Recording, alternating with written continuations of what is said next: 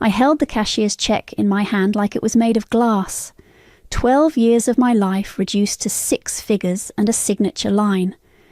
"Final payment on the Duncan property," I said to the bank teller. My voice didn't shake. I'd practiced that. She smiled at me the way people do when they think they're witnessing something beautiful. "Congratulations, that must feel amazing." I nodded because that's what you do. You nod, you smile back. You don't tell strangers that you're 35 years old and you just bought your father a house he'll never thank you for. "My name is Peyton. I'm the eldest." That used to mean something. The teller processed the payment while I stood there remembering things I'd tried to forget. Like the studio apartment I'd lived in for 8 years, the one where the shower leaked and the heat only worked if you kicked the radiator twice, or the promotion I'd turned down because it required relocating, and someone had to stay close to make the monthly payments. Or David, who'd proposed to me on a Tuesday and left me by Friday when I explained I couldn't move to Portland with him because my family needed me. "All set," the teller chirped. "The property is officially paid in full." I walked out into the September afternoon with nothing but a receipt and the kind of exhaustion that lives in your bones. When I pulled up to the house I'd saved, there were cars everywhere. My brother Jonathan's truck, my mother's sedan, vehicles I didn't recognize. I found them all in the dining room. Champagne bottles, a cake, my father standing at the head of the table like a king addressing his court. "There she is," my mother said weakly. "Peyton, you're just in time." Jonathan grinned at me, his arm around Rose, his fiancée. She looked like she'd swallowed the sun, all glowing skin and perfect teeth. "Just in time for what?" I asked. My father cleared his throat. He was holding something, a set of keys on a brass ring. "Jonathan, come here, son." I watched my brother step forward, watched my father place those keys in his palm and close his fingers around them. "This house has been in our family for 3 generations, my father said, "and it'll stay in our family for 3 more. A man builds a legacy. A son carries it forward." He clapped Jonathan on the shoulder. "It's yours now. Take care of it." The room erupted in applause. Rose squealed and kissed Jonathan's cheek. My mother dabbed at her eyes with a napkin. I stood in the doorway holding my purse. "Dad," Jonathan said, all humble gratitude, "I won't let you down." "I know you won't." Rose was already pulling out her phone, showing my mother something on the screen. "I've been planning the kitchen renovation for months. Marble countertops, and we'll knock out this wall to open up the space." "What about Peyton?"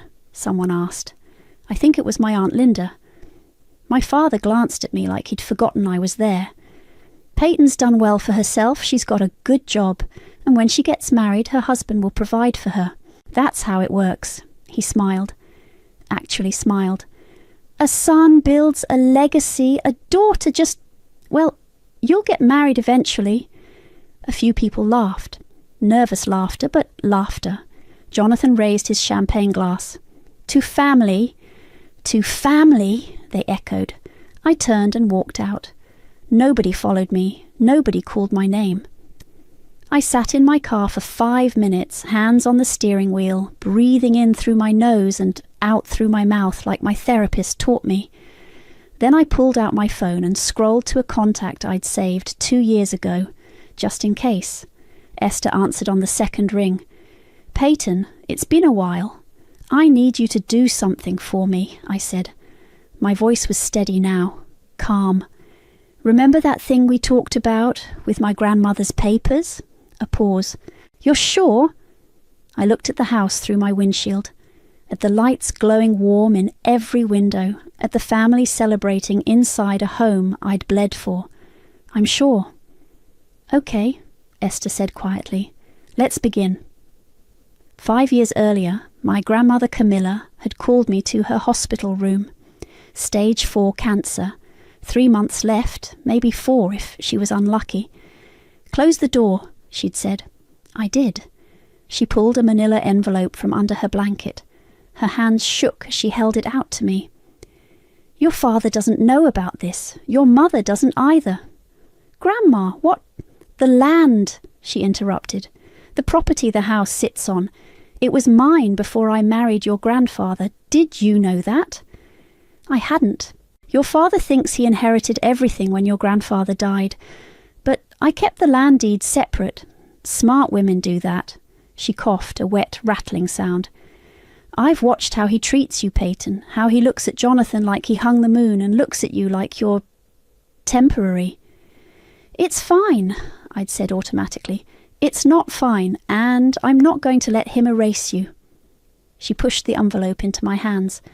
I had my lawyer draw this up last week. The land transfers to you upon my death, not the house. He can have that pile of wood and nails. But the ground it stands on, that's yours. Why are you doing this? She'd looked at me with eyes that had seen too much family poison. Because someone has to break the pattern. And you're strong enough to do it. Now, sitting in Esther's office, I slid that same envelope across her desk. Esther opened it and scanned the documents. She'd been my roommate in college, back when we both thought we'd change the world. She became a property lawyer. I became whatever I needed to be to survive. This is airtight, she said. Your grandmother knew what she was doing. Can we use it? Use it how? I leaned forward. My father gave Jonathan the house, but if I own the land, then Jonathan owns a structure on property he has no rights to. Esther set the papers down.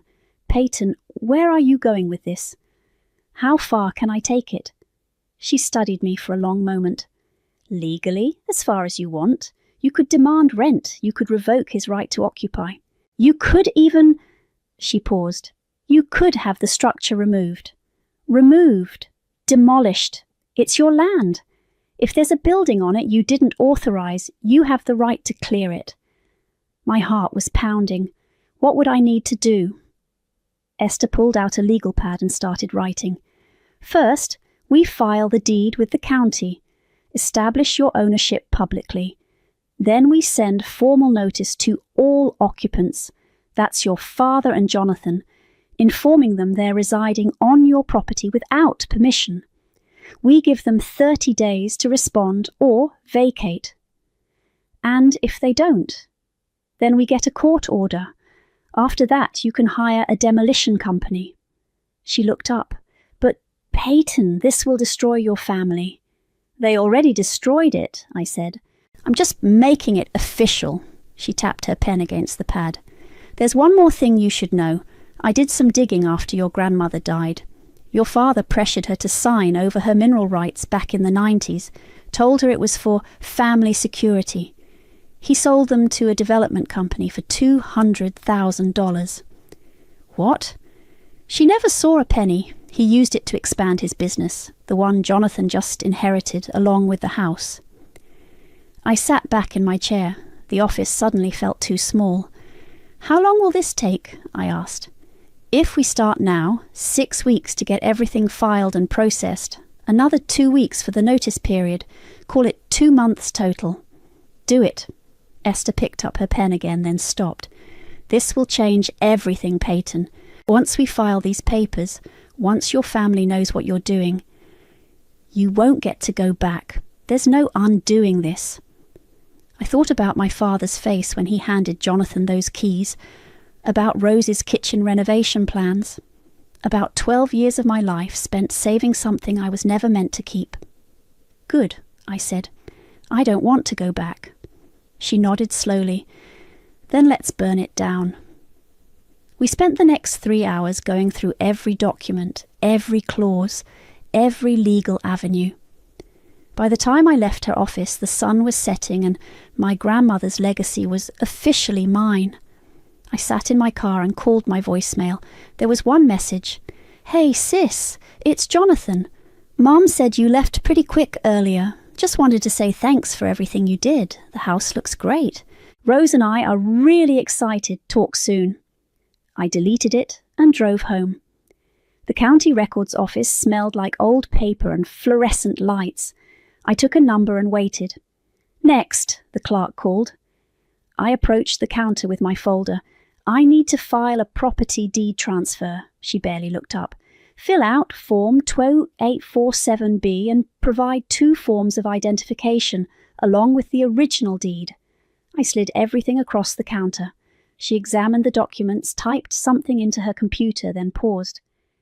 This property is listed as having an existing structure. Are you aware? I am. And you're claiming sole ownership of the land? Yes. She printed something, stamped it 3 times, and handed me a receipt. You're all set. Official record will update within 48 hours. That was it. 30 seconds and my name was on the land.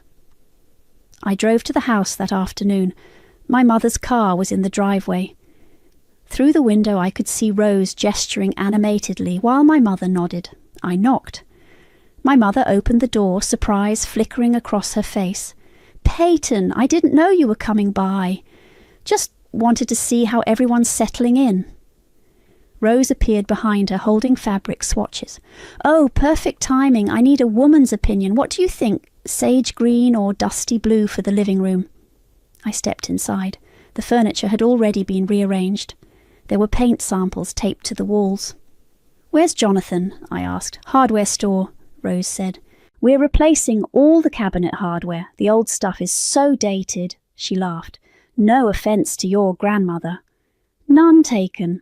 My mother touched my arm. Would you like some tea? Sure. We sat in the kitchen I'd eaten breakfast in for 18 years before I moved out to afford the mortgage payments. Rose spread her renovation plans across the table. We're knocking out this wall, she said, running her finger along a blueprint. Open concept, everyone's doing it now, and here we'll put in an island with seating for 6. That's a load-bearing wall, I said. Jonathan checked. It's fine. She flipped to another page. And upstairs, we're converting your old bedroom into a nursery. Well, eventually. We're not pregnant yet, but, planning ahead. My mother poured tea with shaking hands. She wouldn't look at me. What do you think, Peyton? Rose asked. Honestly, I think it's ambitious. Jonathan says we have to make it ours, Put our stamp on it, otherwise it's just his parents' old house. She sipped her tea. No offence, Nora. None taken, my mother whispered. The front door opened. Jonathan's voice carried through the house. Babe, they were out of the brushed nickel. I got oil-rubbed bronze instead. He stopped when he saw me. Oh, hey. He set down his shopping bags and kissed Rose's cheek. What's going on? Just showing Peyton the plans, Rose said. He glanced at the blueprints, then at me. Pretty cool, right? Very cool. You should come by more often. Once we get everything done, we'll have you over for dinner, like a proper housewarming. He grabbed a water bottle from the fridge. Actually, speaking of which, Mom, can you and Dad help with the renovation costs? Some of this is pricier than we thought. My mother's teacup rattled against the saucer. I'll talk to your father. Thanks. Jonathan turned to me. You had your chance to live here, when you were younger, but you moved out to that apartment instead. I moved out so I could afford the mortgage payments. Right, well, he shrugged. Either way, you made your choice. Don't ruin our progress by getting all sentimental now. Rose touched his arm. Jonathan, that's a little harsh. I'm just saying, she's been weird since the party. My mother finally looked at me. Her eyes were pleading. For what I didn't know, forgiveness, permission, silence. I should go, I said, standing. Already? Rose asked, but we haven't even talked about the bathroom remodel. I have some errands to run. My mother walked me to the door. In the hallway, away from Jonathan and Rose, she grabbed my hand. Peyton, she whispered, I'm sorry. About the party, about the keys. Your father, he's just traditional. I know what he is.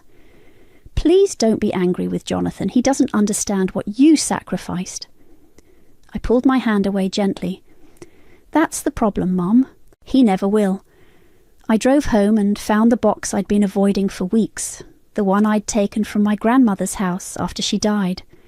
Inside were her sewing supplies, old photographs, and, at the bottom, a leather journal. I opened it to a random page. Harold blamed Peyton's birth for my stroke. said the stress of helping with the baby caused it. He's never forgiven her for being born a girl. He wanted a son first, a legacy. I see how he looks at her, like she's a mistake he's too polite to mention. My hands were steady as I took a photo of the page and texted it to Esther. She replied immediately, "Jesus, are you okay?" I typed back, "Send the excavation notice." The demolition company wanted to meet on site. I told them to meet me at the coffee shop 2 blocks away instead. The owner, a woman named Patricia with calloused hands and steel-toed boots, spread the permits across the table. "Standard residential demolition," she said. "We'll need 5 days, maybe 6 if we hit complications. You want us to salvage anything?" "No," she looked up. "Nothing? Most people want the fixtures, the wood flooring, something. I want it gone." "All right then," she made a note. "We'll start next Wednesday at 7 a.m. You'll need to make sure the property is vacant." "It won't be." Her pen stopped. "Excuse me? There are people living there. They don't know yet." Patricia sat back. "Ma'am, I can't demolish an occupied structure. They'll know by Tuesday. I'm having my lawyer serve notice tomorrow. This is a family thing, isn't it? Does that matter?" She studied me for a long moment. "I've been doing this for 20 years. I've seen a lot of family things. They get messy. I have a court order. The land is mine. The occupants have no legal right to be there. Legally, you're covered. I'm just saying, people get emotional. Sometimes they try to stop the equipment. Sometimes they call the news. Let them." She nodded slowly and signed the contract. "Wednesday at 7. Bring your documentation. If anyone tries to interfere, we stop until the police clear it." After she left, I sat there staring at my cold coffee. My phone buzzed. A text from Nelson. "Heard you were in town. Want to grab lunch?" I hadn't seen Nelson in months. We'd grown up 3 houses apart, spent summers catching fireflies and winters building snow forts. He'd kissed me once when we were 16. I'd pretended it never happened because I was too busy being the responsible one. I texted back, "Rosie's Diner, noon." He was already there when I arrived, sitting in a booth by the window. He'd aged well, the kind of aging that comes from not carrying other people's weight. "Hey, stranger," he said, standing to hug me. "Hey, yourself," we ordered. Small talk about his job at the power company, my work at the consulting firm. Then he leaned forward. "I heard about the house, about your dad giving it to Jonathan. News travels fast. It's a small town, Peyton. People talk." He paused. "That was a shitty thing to do." "Yeah. You okay?" I picked at my fries. "Did you know my grandmother owned the land separately from the house?" "No, but that sounds like something Camilla would do. She was sharp." He smiled. "I remember her telling my mom once that a woman should always have something her husband can't touch." "She left it to me." Nelson's eyes widened. "The land. All of it. Filed the deed last week." "Holy shit! Does your family know?" "Not yet." He let out a low whistle. "What are you going to do?" "What would you do?" "Honestly, I don't know, but I know what your dad did to her." He hesitated. "Did she ever tell you about the mineral rights?" "My lawyer mentioned it. It was worse than just selling them. Your grandmother had plans to develop that land herself. She wanted to build rental properties, affordable housing for single mothers, had the whole thing designed." He shook his head. "Your dad convinced her it was too risky, that she should let him handle the business side. Then he sold everything and told her the deal fell through. She knew. By the time she figured it out, the money was gone. He'd already invested it in his business. She couldn't prove anything without destroying the family, so she stayed quiet." Nelson met my eyes. "But she never forgave him. Used to tell my mum that Harold stole her second chance." Our waitress refilled our water glasses.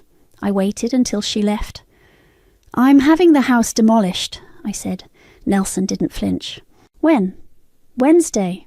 "Jesus, Peyton. You think I'm wrong?" "I think..." He ran his hand through his hair. "I think your grandmother would be proud. and I think your family is going to lose their minds." "Good." He laughed, but it was sad. "You've changed." "No, I just stopped pretending." We finished lunch. Outside, Nelson walked me to my car. "If you need anything," he said, "I'm around, even if it's just someone to sit with while the world burns." "Thanks." He touched my shoulder. "For what it's worth, I always thought you deserved better than what they gave you." I drove to Esther's office. She handed me a folder. "The notices go out tomorrow morning," she said. "Certified mail to your father, Jonathan and Rose. They'll have it by Monday. And the equipment, confirmed for Wednesday at 7 a.m. I opened the folder. Inside were copies of everything: the deed, the court order, the demolition permits. "It's done," Esther said quietly. "The equipment rolls in tomorrow." I closed the folder. My hands didn't shake. "Then I guess we're really doing this. Last chance to back out." I thought about my grandmother's journal, about 12 years of payments, about Jonathan's face when my father handed him those keys. "No," I said. "No backing out." I parked down the street at 6:45 Wednesday morning. The demolition trucks were already there, 2 excavators, a bulldozer, and a dump truck. Patricia stood with her crew checking clipboards. The front door flew open at 6:58. Jonathan ran out in his pajama pants, no shirt, phone in his hand. "What the hell is this?" he shouted. Patricia walked toward him calmly. "Sir, you need to step back from the equipment. This is my house. You can't just—" "Sir, we have a legal demolition order. If you interfere, we'll call the police." Rose appeared in the doorway, wrapped in a bathrobe. "Jonathan, what's happening?" My father's truck screeched into the driveway. He jumped out, still in his work clothes from the night shift. "Stop. Stop right now." I got out of my car. Jonathan saw me first. "Peyton, what are you doing here?" I walked past him to Patricia and handed her the folder. "Everything you need is in there." She nodded and signaled to her crew. The first excavator rumbled to life. "No!" Rose screamed. "Somebody call the police!" "Go ahead," Patricia said. "We'll wait." My father stormed toward me. "What is this? What are you doing?" I pulled out my own copy of the deed and held it up. "This is my land. It's been my land for 5 years. Grandma left it to me." "That's impossible. I inherited everything." "You inherited the house. She kept the land separate. Check the county records." Jonathan grabbed the paper from my hand. His eyes scanned it frantically. "This doesn't make sense, Dad. Tell her this doesn't make sense." "I own the earth," I said quietly. "You only had the roof." "You can't do this," Rose said, her voice shaking. "We live here. We have rights." "You were served notice 10 days ago. You had time to leave." "That notice was insane. We thought it was a mistake." My mother's car pulled up. She got out slowly, looking at the equipment, at all of us standing in the driveway. "Peyton," she whispered, "please." The police arrived, 2 officers who looked like they'd rather be anywhere else. "What's the situation?" the older one asked. Patricia handed him the documentation. He read through it, then looked at Jonathan. "Sir, do you have a deed to this land?" "It's my house. My father gave it to me." "I'm asking about the land, not the structure." "It's the same thing." The officer shook his head. "Actually, it's not." "Ma'am," he turned to me, "this is all in order. You have the right to proceed." "This is bullshit," Jonathan yelled. "She's my sister. She's doing this because she's jealous. I'm doing this because you took something that was never yours." My father stepped between us. "Peyton, stop. We can fix this. We can work something out." "Like you worked something out with Grandma when you sold her mineral rights and kept the money?" His face went white. "Yeah," I said. "I know about that. I know about a lot of things." Rose was crying now, mascara running down her face. She turned on Jonathan. "You said it was yours. You said your father gave it to you." "He did give it to me." "He gave you a house on someone else's land." She slapped him hard across the face. "You said we were set. You said we could build our life here."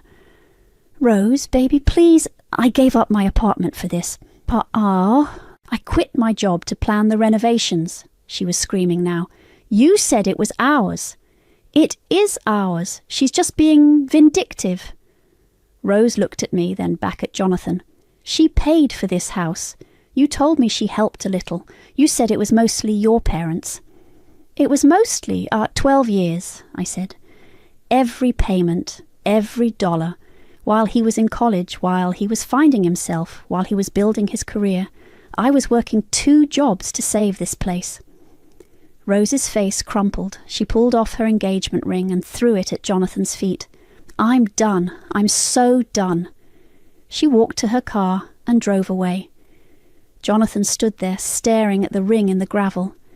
Then he looked at me with something I'd never seen before, pure hatred. You're destroying our family. No, I said. I'm just done building your life.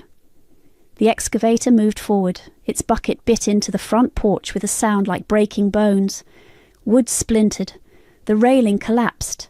My mother sobbed. My father grabbed her arm, pulling her back toward his truck.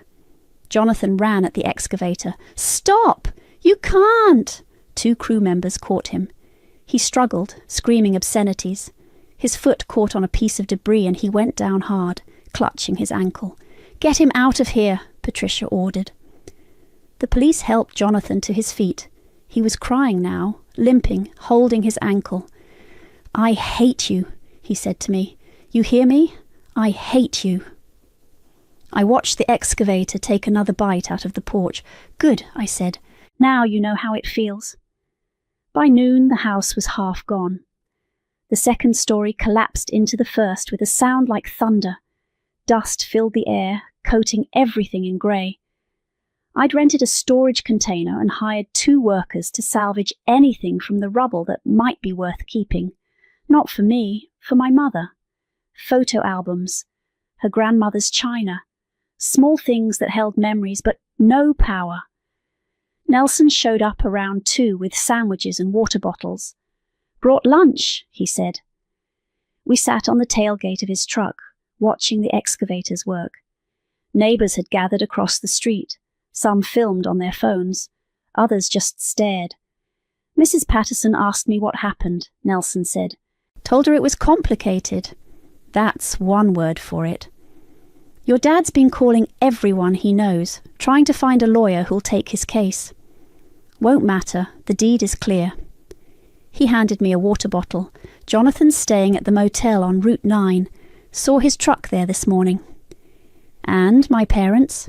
Your mum's at her sister's place. Your dad? He paused. Your dad's been sitting in his truck outside the property line for 3 hours. I looked over. Sure enough, there was my father's truck parked on the street. I could see him in the driver's seat, just watching. You want me to talk to him? Nelson asked. No. By 4 p.m. the house was gone. Just foundation and rubble. Patricia's crew started loading debris into the dump truck. We'll have this cleared by Friday, she said. Then you can decide what you want to do with the land. Thank you. She looked at me carefully. You holding up okay? I'm fine. You don't look fine. You look like someone who just burned down their whole world. Maybe I did. She squeezed my shoulder and went back to her crew. I walked into what used to be the basement. The stairs were gone, so I had to climb down through the rubble. The crew had already cleared most of it, but in the corner I found a metal box I recognized. My grandmother's document safe. I pried it open. Inside were more journals, older than the one I'd found before. I sat on a chunk of concrete and started reading. Harold told me today that Peyton's birth caused my stroke. The doctors said it was genetics and stress, but he's convinced it was the baby. He said if we'd had a boy first, I wouldn't have been so anxious. I don't know how to tell him that the only thing that stresses me is him. I flipped ahead. Peyton is 5 today. Harold forgot. He was too busy planning Jonathan's future, what sports he'll play, what college he'll attend. He talks about Jonathan like he's already a man. He talks about Peyton like she's a guest who's overstayed her welcome. Further in, I'm leaving the land to Peyton. Harold will be furious, but I don't care anymore. She deserves something he can't take away, something that's hers by right, not by his permission. Peyton? I looked up. Jonathan was standing at the edge of the foundation, leaning on a crutch. His ankle was wrapped. What do you want? To talk. We're done talking. He climbed down awkwardly, wincing with each step. When he reached me, he sat on a broken beam. Why? He asked. His voice was hollow. I'm your brother. You stopped being my brother the moment you stopped seeing me as your sister. That's not fair. I held up the journal. Grandma wrote about you, about how Dad groomed you to be the golden child, about how he taught you that being a man meant taking what you wanted and ignoring who you hurt. I never wanted to hurt you, but you did. Every time you let Dad diminish me, every time you accepted something I'd earned, every time you looked at me like I was supposed to be grateful for the scraps. He stared at the rubble around us. This was our home. This was your inheritance. It was never my home. Home is where you're valued, where you're seen. I was just the maid who paid the bills. I didn't know about the payments, about how much you sacrificed. You didn't want to know. It was easier to believe Dad's version, that you deserved it because you were the son. He wiped his eyes. What do I do now? You figure it out, like I had to. Rose left me. Dad won't talk to me. He says I should have fought harder to keep the house. Of course he does, because in his world, men fight and women submit. But I'm done submitting. Jonathan stood up slowly, balancing on his crutch. I came here to apologize, but I don't think you want to hear it. You're right. I don't. He climbed out of the foundation and limped away. I watched him go, then went back to the journals. The last entry was dated 2 weeks before my grandmother died. If you're reading this, Peyton, then I'm gone and you've made your choice. Whatever you did, I support it. They will never give you what you earned. So take it. Take it all and build something better. Don't let them make you small. You were born to own the ground they dared to stand on. I closed the journal and looked at the empty space where the house had been. I'm trying, Grandma, I whispered. I'm trying. 2 weeks after the demolition, I stood in front of 40 people at the community centre. Esther had helped me organise the meeting. Nelson had spread the word. Thank you all for coming, I said. My voice echoed in the room. I know there's been a lot of talk about what happened with my family's property. I wanted to explain what comes next. Mrs. Patterson raised her hand. Are you selling it to developers? No, I'm building something the community needs. I clicked to the first slide of my presentation. A transitional shelter for women, specifically for women recovering from domestic situations, financial abuse, or family abandonment. The room went quiet. It'll have 12 private rooms, a communal kitchen, childcare facilities, and a job training centre. Women can stay up to 18 months while they rebuild their lives. I clicked to the next slide. I've already secured funding through grants and private donations. Construction starts in 6 weeks. A man in the back stood up. What about your family? Your father's been telling everyone you stole their home. My grandmother left me the land 5 years ago. The deed is public record. My father gave my brother a house that was never his to give. But you demolished it, someone else said. That seems extreme. It was extreme, I agreed. So was working 2 jobs for 12 years to save a house, then being told I'd just get married and it didn't matter. So was being erased from my own family's legacy because I was born female. The room shifted. A few people nodded. A woman near the front spoke up. I think it's wonderful. We need something like this. My daughter left an abusive marriage last year. She had nowhere to go except my couch. That's exactly why I'm doing this, I said. Because I know what it's like to sacrifice everything and have it mean nothing. because my grandmother knew what it was like to have her dreams stolen by men who thought they knew better. The meeting lasted an hour. Most people were supportive. A few walked out. I didn't care. Afterward, my mother approached me. She looked smaller than I remembered. "Can we talk?" she asked. We sat in my car. She twisted her hands in her lap. "Your father moved in with his brother in Tennessee," she said. "He's not coming back."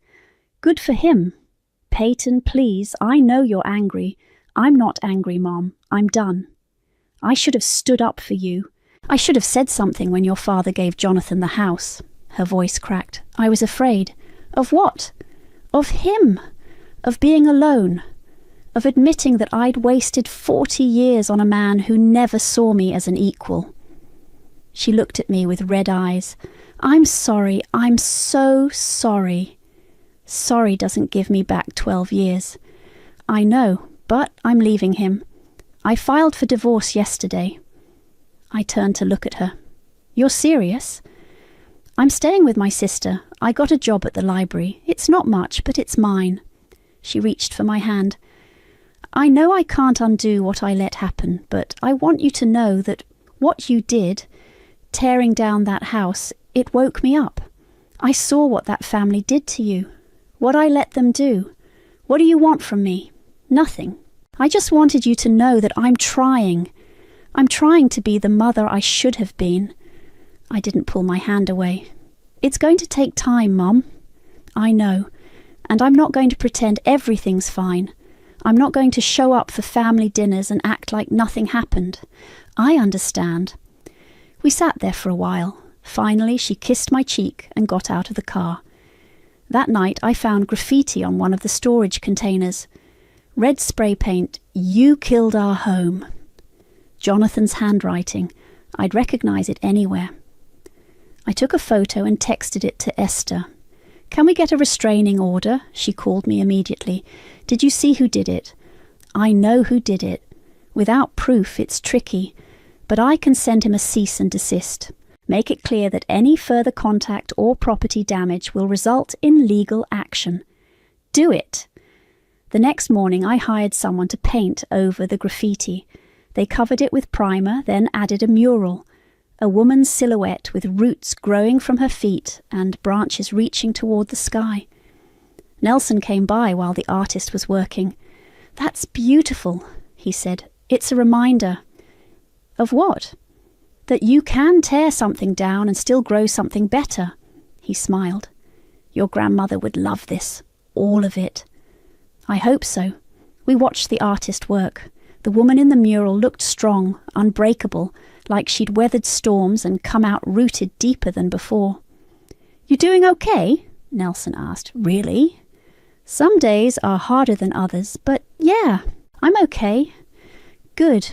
He handed me a coffee. "Because the town council approved your building permits. You're officially breaking ground next month." I took the coffee and looked at the empty lot. Soon it would be full of life, full of women who needed a second chance. Women like my grandmother, women like me. Then I guess we better get started. The shelter's grand opening fell on a Tuesday in April. Spring had turned the empty lot into something alive. Fresh grass, newly planted trees, and a building that looked nothing like the house that came before it. I stood on the front steps watching the first residents arrive.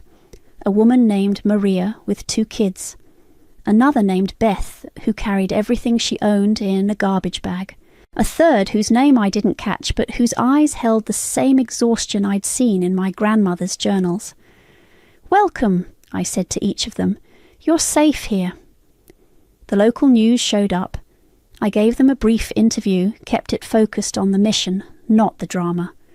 But of course, they asked. "Is it true you demolished your family home to build this?" the reporter asked.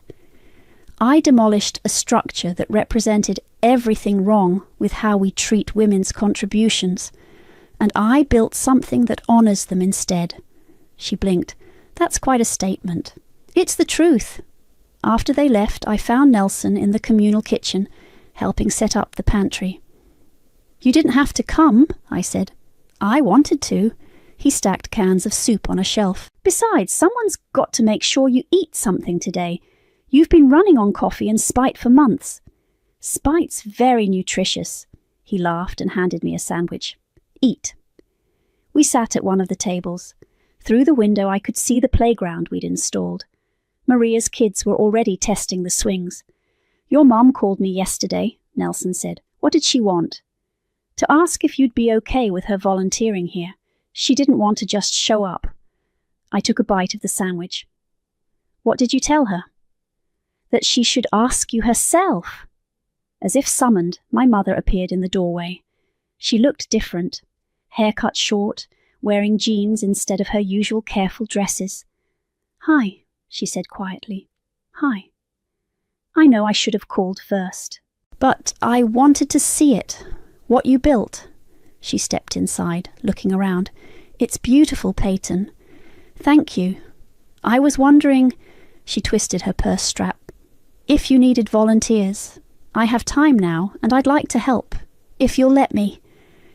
I studied her face. She looked tired but determined, like someone who'd finally woken up and didn't like what she'd been sleeping through.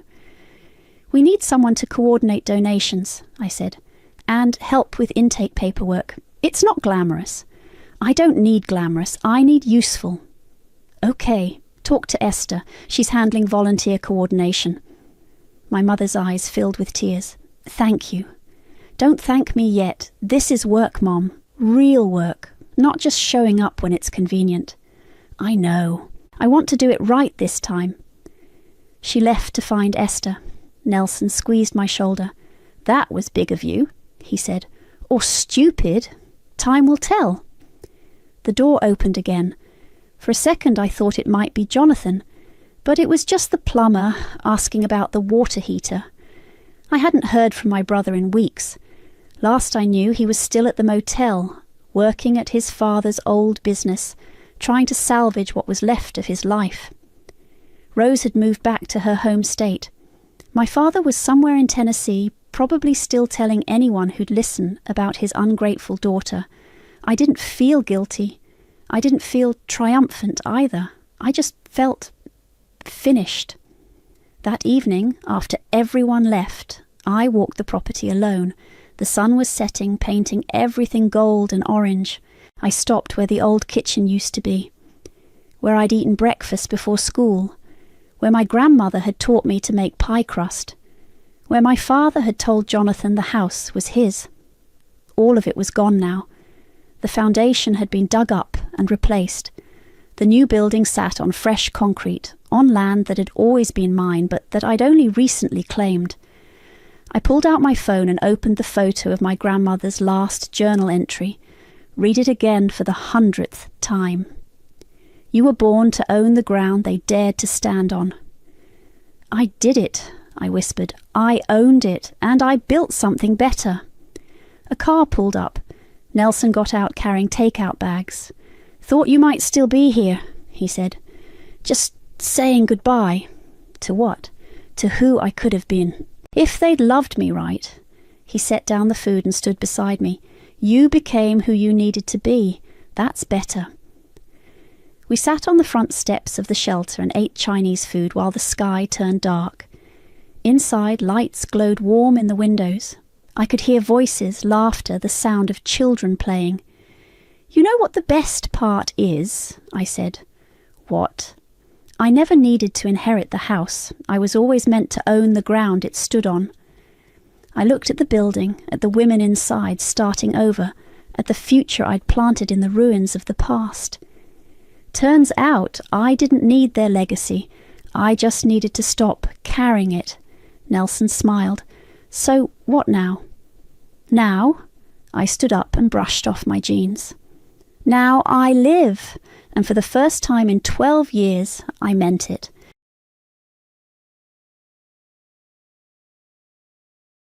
Was my family joking? I couldn't believe the small amount they mentioned. Just the other day, my phone was buzzing nonstop with calls from my parents. When I finally answered, they started shouting before I could even speak. At first, I couldn't grasp what my dad was saying, leaving me totally confused. Later, I found out they were furious over the money I was supposedly sending.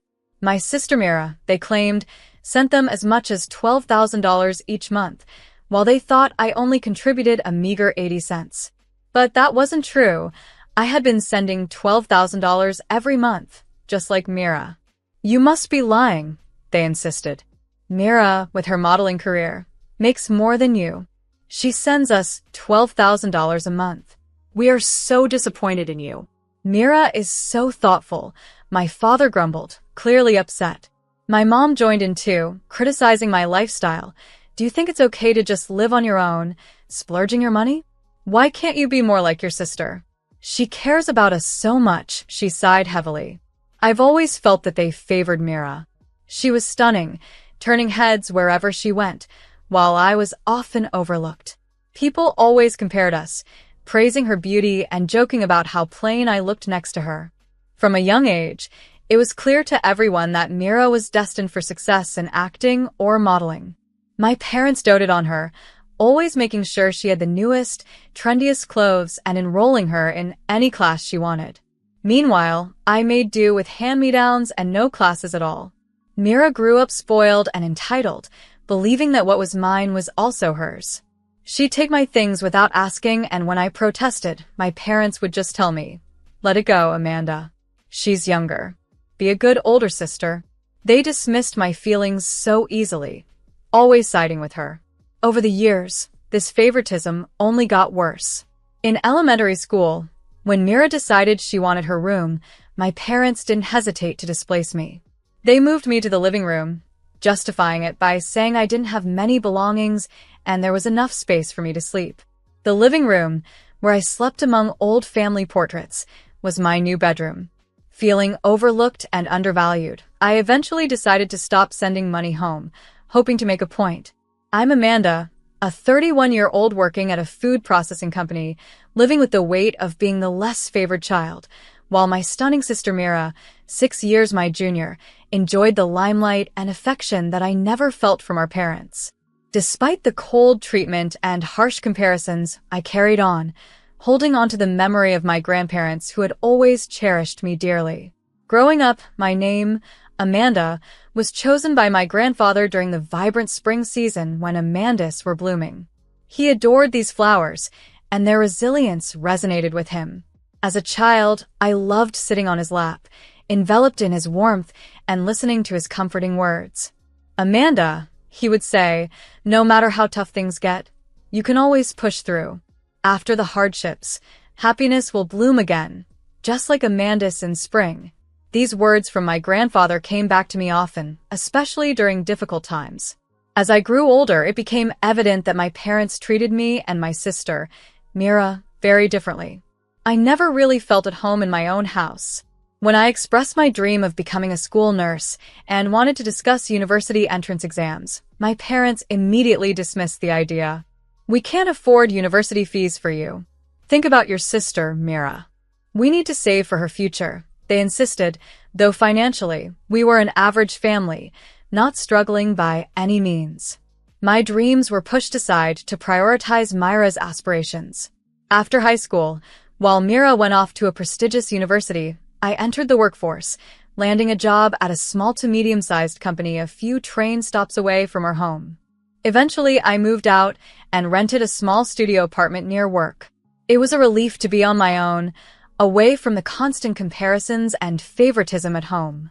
Mira, meanwhile, flourished at university and was soon scouted by a talent agency during a shopping trip with friends. My parents were over the moon, constantly talking about her modeling career. One day, Mira called me, her voice full of excitement and gratitude. "We owe everything to Mom and Dad," she said. "Let's start giving them $12,000 each month to show our appreciation." The amount shocked me. $12,000 was a lot of money, and while modeling might pay well, I was only making about $6,000 a month at my job. If I agreed, I'd have to cut my expenses drastically, and even then, I'd need to find extra income. Reluctantly, I decided to take on weekend work as a security guard at a construction site. The job paid well, but was physically grueling. Summers were scorching, and winters bitterly cold. Many times I thought about quitting. Despite the difficulties, I continued, driven by a mix of family loyalty and the desire to not feel lesser than my sister. Deep down, I clung to my grandfather's words, hoping that after these hard times, happiness would once again bloom for me, just like the Amandus of spring. Despite the challenges of balancing a demanding job and certification studies with little sleep, my coworkers showed unexpected kindness. They often bought me drinks and food, realizing the effort I was putting in. I was doing everything I could to save money, cutting back on eating out and other unnecessary expenses, but reaching the monthly $12,000 I promised to send home was still a stretch. Determined to boost my income, I decided to earn a professional certification. I dedicated every spare moment to studying, the days blurring into a fast-paced mix of work and learning. In this hectic schedule, I missed several calls from my parents. When I finally had a moment to call them back, I was met with immediate anger. "You are horrible. What do you think of us?" my father yelled as soon as I answered, with my mother's voice echoing in agreement in the background. Confused, I asked, "What's wrong? Are you talking about the money I send?" I couldn't understand their anger. "Do you know how much Mira is sending? $12,000, and you send just 80 cents. Are you mocking us?" my father accused. "That's impossible. I am sending $12,000 monthly," I replied firmly, shocked by their claims. "Don't lie. Mira earns more than you from her modeling, so she's the one sending us $12,000 each month. I'm really disappointed in you." "Mira is so smart," my father continued, his tone full of disappointment. My mother chimed in, criticizing my lifestyle and accusing me of not caring about the family as much as Mira did. I was dumbfounded and overwhelmed by sadness, unable to articulate a response. It then dawned on me that there had been a huge misunderstanding. Previously, Mira had suggested we keep our contributions anonymous under the pseudonym Rainbow. At the time, I didn't realize Myra's stage name was Rain, and it turned out the transactions of 80 cents were mistakenly recorded under my name, Amanda, while Mira was credited with the $12,000 contributions. Before I could explain the mix-up, my parents declared they didn't need my mocking 80 cents and hung up. I felt a mix of anger and betrayal towards Mira for not clarifying our arrangement, which left me sleepless and filled with turmoil. Unsure whether to continue sending money, I decided to seek advice from my high school friend, Scarlett, who worked at a consulting firm. Scarlett was known for her capability and reliability, and she always gave frank, just advice. Scarlett was surprised when I requested a sudden meeting. "What happened?" she asked, noticing my distressed expression as we met for lunch. I opened up about the family situation, explaining the misunderstanding about the money. After hearing my story, Scarlett responded thoughtfully, "Are your parents struggling financially? Aren't they still in their 80s? She was also stunned by the $12,000 amount and mentioned, "It seems like they have debts. It's money spent on us." As we continued to talk, Scarlett helped me consider different perspectives and possibilities, offering me a valuable outside viewpoint on an emotionally charged situation. When my sister Mira first suggested that we send money to our parents as a token of our gratitude, I discussed it with my friend Scarlett over lunch. Scarlett looked surprised and offered a comforting perspective. "You say it's money spent on both of you, but you didn't even go to university, right? Isn't it mostly on Mira? And your dad is still working too. There's no need to send $12,000 a month. It's unimaginable that they suddenly need that much money when they've been living just fine so far." Her words made sense, especially when she pointed out that if my parents thought my contribution was just 80 cents, perhaps I should take their hint and stop the payments. "You're too kind, Amanda. You shouldn't let yourself be pushed around," Scarlett advised. Her words struck a chord with me, and I resolved not to be swayed so easily by family pressure. 3 months later, my phone rang incessantly one morning. It was Mira, clearly angry. "Why haven't you been answering your phone all morning? And why did you stop sending money on your own? What were you thinking?" she demanded, her frustration evident. Overwhelmed by my own life challenges and financial struggles, I felt the weight of her accusations. I had learned from Scarlett that Myra's so-called financial contributions were more about maintaining her pride and our parents' extravagant habits rather than necessity. Scarlett, who was also an acquaintance of a friend of Myra's, had been discreetly gathering information for me. She discovered that Mira frequently splurged on clothes and cosmetics, complaining to her friends, "My big sister is my source of funds, so I rely on her money." Lately, I've been struggling because I don't have money for my sister. I might have to cut back on facials and cosmetics for a while. It also came to light that my mother was indulging in luxury brands, and my father was not working but gambling. Supporting their wasteful lifestyles with my hard-earned money felt absurd. "Do you think I don't know Dad is working, so my money isn't needed, right?" I confronted them. A week later, my parents approached me after the $12,000 monthly payments had stopped. They had finally talked to Mira, who, through tears, admitted that she hadn't been making nearly as much as she claimed and that she was a burden on her modeling agency. Despite her cute appearance, she lacked talent in singing or dancing, which hindered her success in the entertainment industry. Her modeling gigs were sporadic and low-paying, often for inexpensive online catalogs. The truth of her situation led to a sharp turn in my parents' attitudes. "We've been strict with Mira. You don't worry and continue sending money as before," they said, unapologetically demanding the 3 months of payments I had withheld. Their audacity astounded me. They even added, "We've prepared for 3 months, so please deposit it when you can. You are reliable after all." Their unrelenting greed prompted me to question them further about their financial status, something that had been nagging at me. "I heard from Mira that there was some debt. Is that true?" I inquired, seeking clarity on the family's financial matters. "Debt? There's no way. We covered the tuition with your grandparents' inheritance," they responded dismissively. This conversation revealed the deep discrepancies between what I was led to believe and the reality of my family's financial and moral landscape. It became clear that I needed to make decisions based not just on familial obligation but on a fair assessment of the actual needs and the truth behind the requests for money. My father stated confidently that Myra's claims about our parents having debt were simply untrue. "We just need a bit more for shopping," my mother added casually, since they believed my father's salary was sufficient. It was evident that they were managing fine financially without needing any contribution from me. "Why does Amira get a full-time job then?" I questioned, feeling increasingly frustrated with the situation. My father sharply retorted, "Is that how you speak to your own parents? I didn't raise a daughter to act like this." My mother echoed his sentiment. "We don't need a daughter like you if you're going to be like that." Then, they threatened to use the savings that my grandfather had left specifically for me, saying, "We'll just use your grandfather's savings for you. You're no longer part of this family." They expressed their willingness to cut ties over this, which left me deeply shocked and hurt. After they left, I broke down, feeling utterly disposable and questioning my value to my own family. 3 months of silence passed before my doorbell unexpectedly rang. Standing there were my parents and Mira. I hesitated but opened the door, puzzled by their worn and tired appearances, which contrasted sharply with my improved situation. Since they last saw me, I have been working hard, studying diligently to obtain a small business consultant certification, which significantly boosted my salary.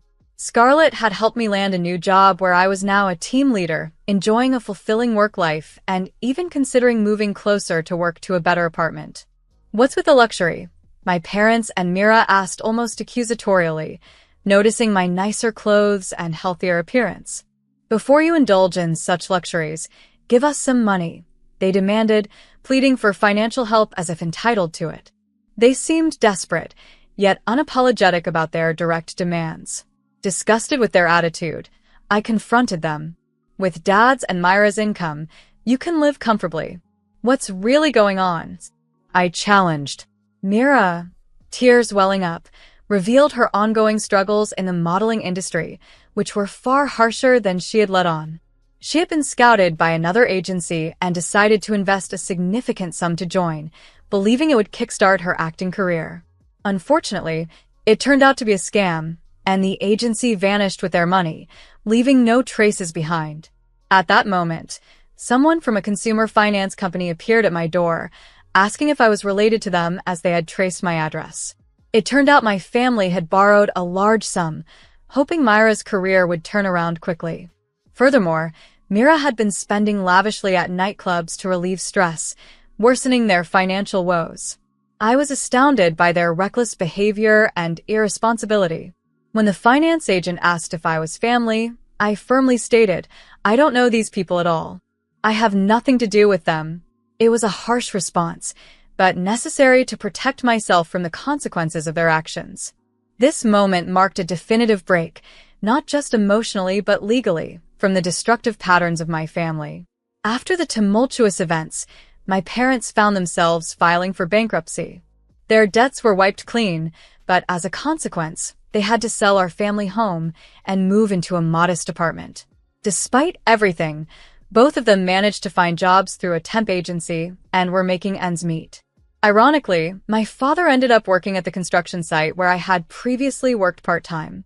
On his first day, he was greeted with, "Ah, it's the old man. Help me out here. There used to be a young lady here before, but she quit." She worked hard, sending money to her parents. I'd love to see the faces of parents who'd make their daughter work here. My father's expression hardened upon hearing this. Meanwhile, Mira, having abandoned her modeling aspirations, tried her luck in the nightlife scene. Unfortunately, her self-centered traits didn't sit well with customers, and she was quickly dismissed from various clubs and lounges, eventually scraping by with earnings from a small bar. Her lifestyle led to noticeable changes in her appearance, and among the regulars, tales of her modeling days seemed like distant, almost unbelievable memories. "A model? Who are you kidding? Look in the mirror," they would mock. As for me, I severed ties with my family and focused on building my own life. 6 years later, I found myself at Scarlett's wedding, held in a scenic chapel in Tampa, USA, overlooking the sea. The vast blue stretched before us, and the atmosphere was charged with a sense of new beginnings. Next to Scarlett stood her husband, beaming with pride. Scarlett, who had been focusing on her career, had unexpectedly fallen in love with a colleague. During the wedding, she leaned over to me and said with a radiant smile, "Amanda, you should also face your feelings. I achieve everything I want on my own and quickly discard what I don't need." Her husband chimed in jokingly, "Don't throw me away, okay?" Scarlett's wedding was a celebration of freedom, the freedom she helped me find. I expressed my heartfelt gratitude. "Scarlett, be happy. I'm really grateful to you." It was a joyous occasion, and as the festivities drew to a close, Scarlett introduced me to a friend of theirs, Ethan, or Ethan as he was known. Tall, well-built, with a charming smile, he ran an architectural firm. "I wanted to introduce Ethan to you, Amanda. Your personalities are almost the same," Scarlett joked, sparking laughter among us. Ethan and I connected instantly and decided to grab a meal together. As we talked and laughed, I felt a sense of hope and excitement bloom within me, much like the Amandas my grandfather so loved. Moving forward, I plan to embrace both work and love, determined to live life to its fullest. "Grandpa, please keep watching over me from above. I'll make sure to blossom fully," I whispered to myself, a smile spreading across my face as I looked forward to the future.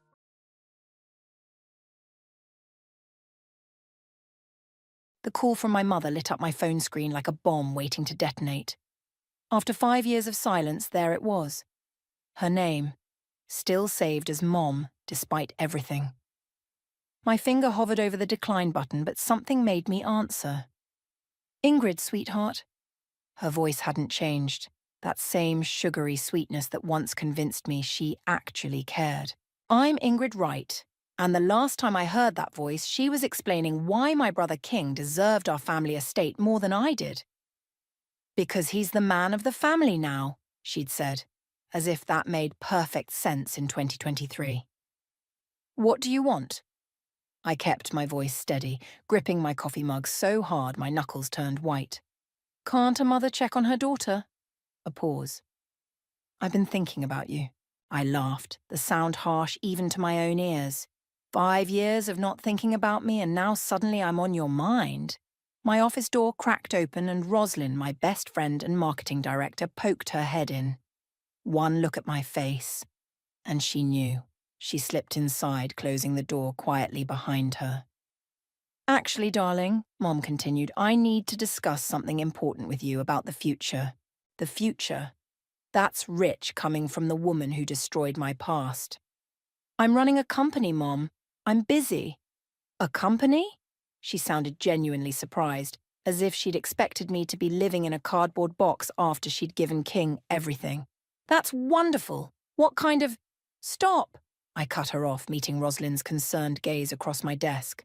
Whatever you need, ask King. He got the house, the money, everything else. I'm sure he'd be happy to help. The silence on the other end spoke volumes. King isn't in a position to help right now. Of course he wasn't.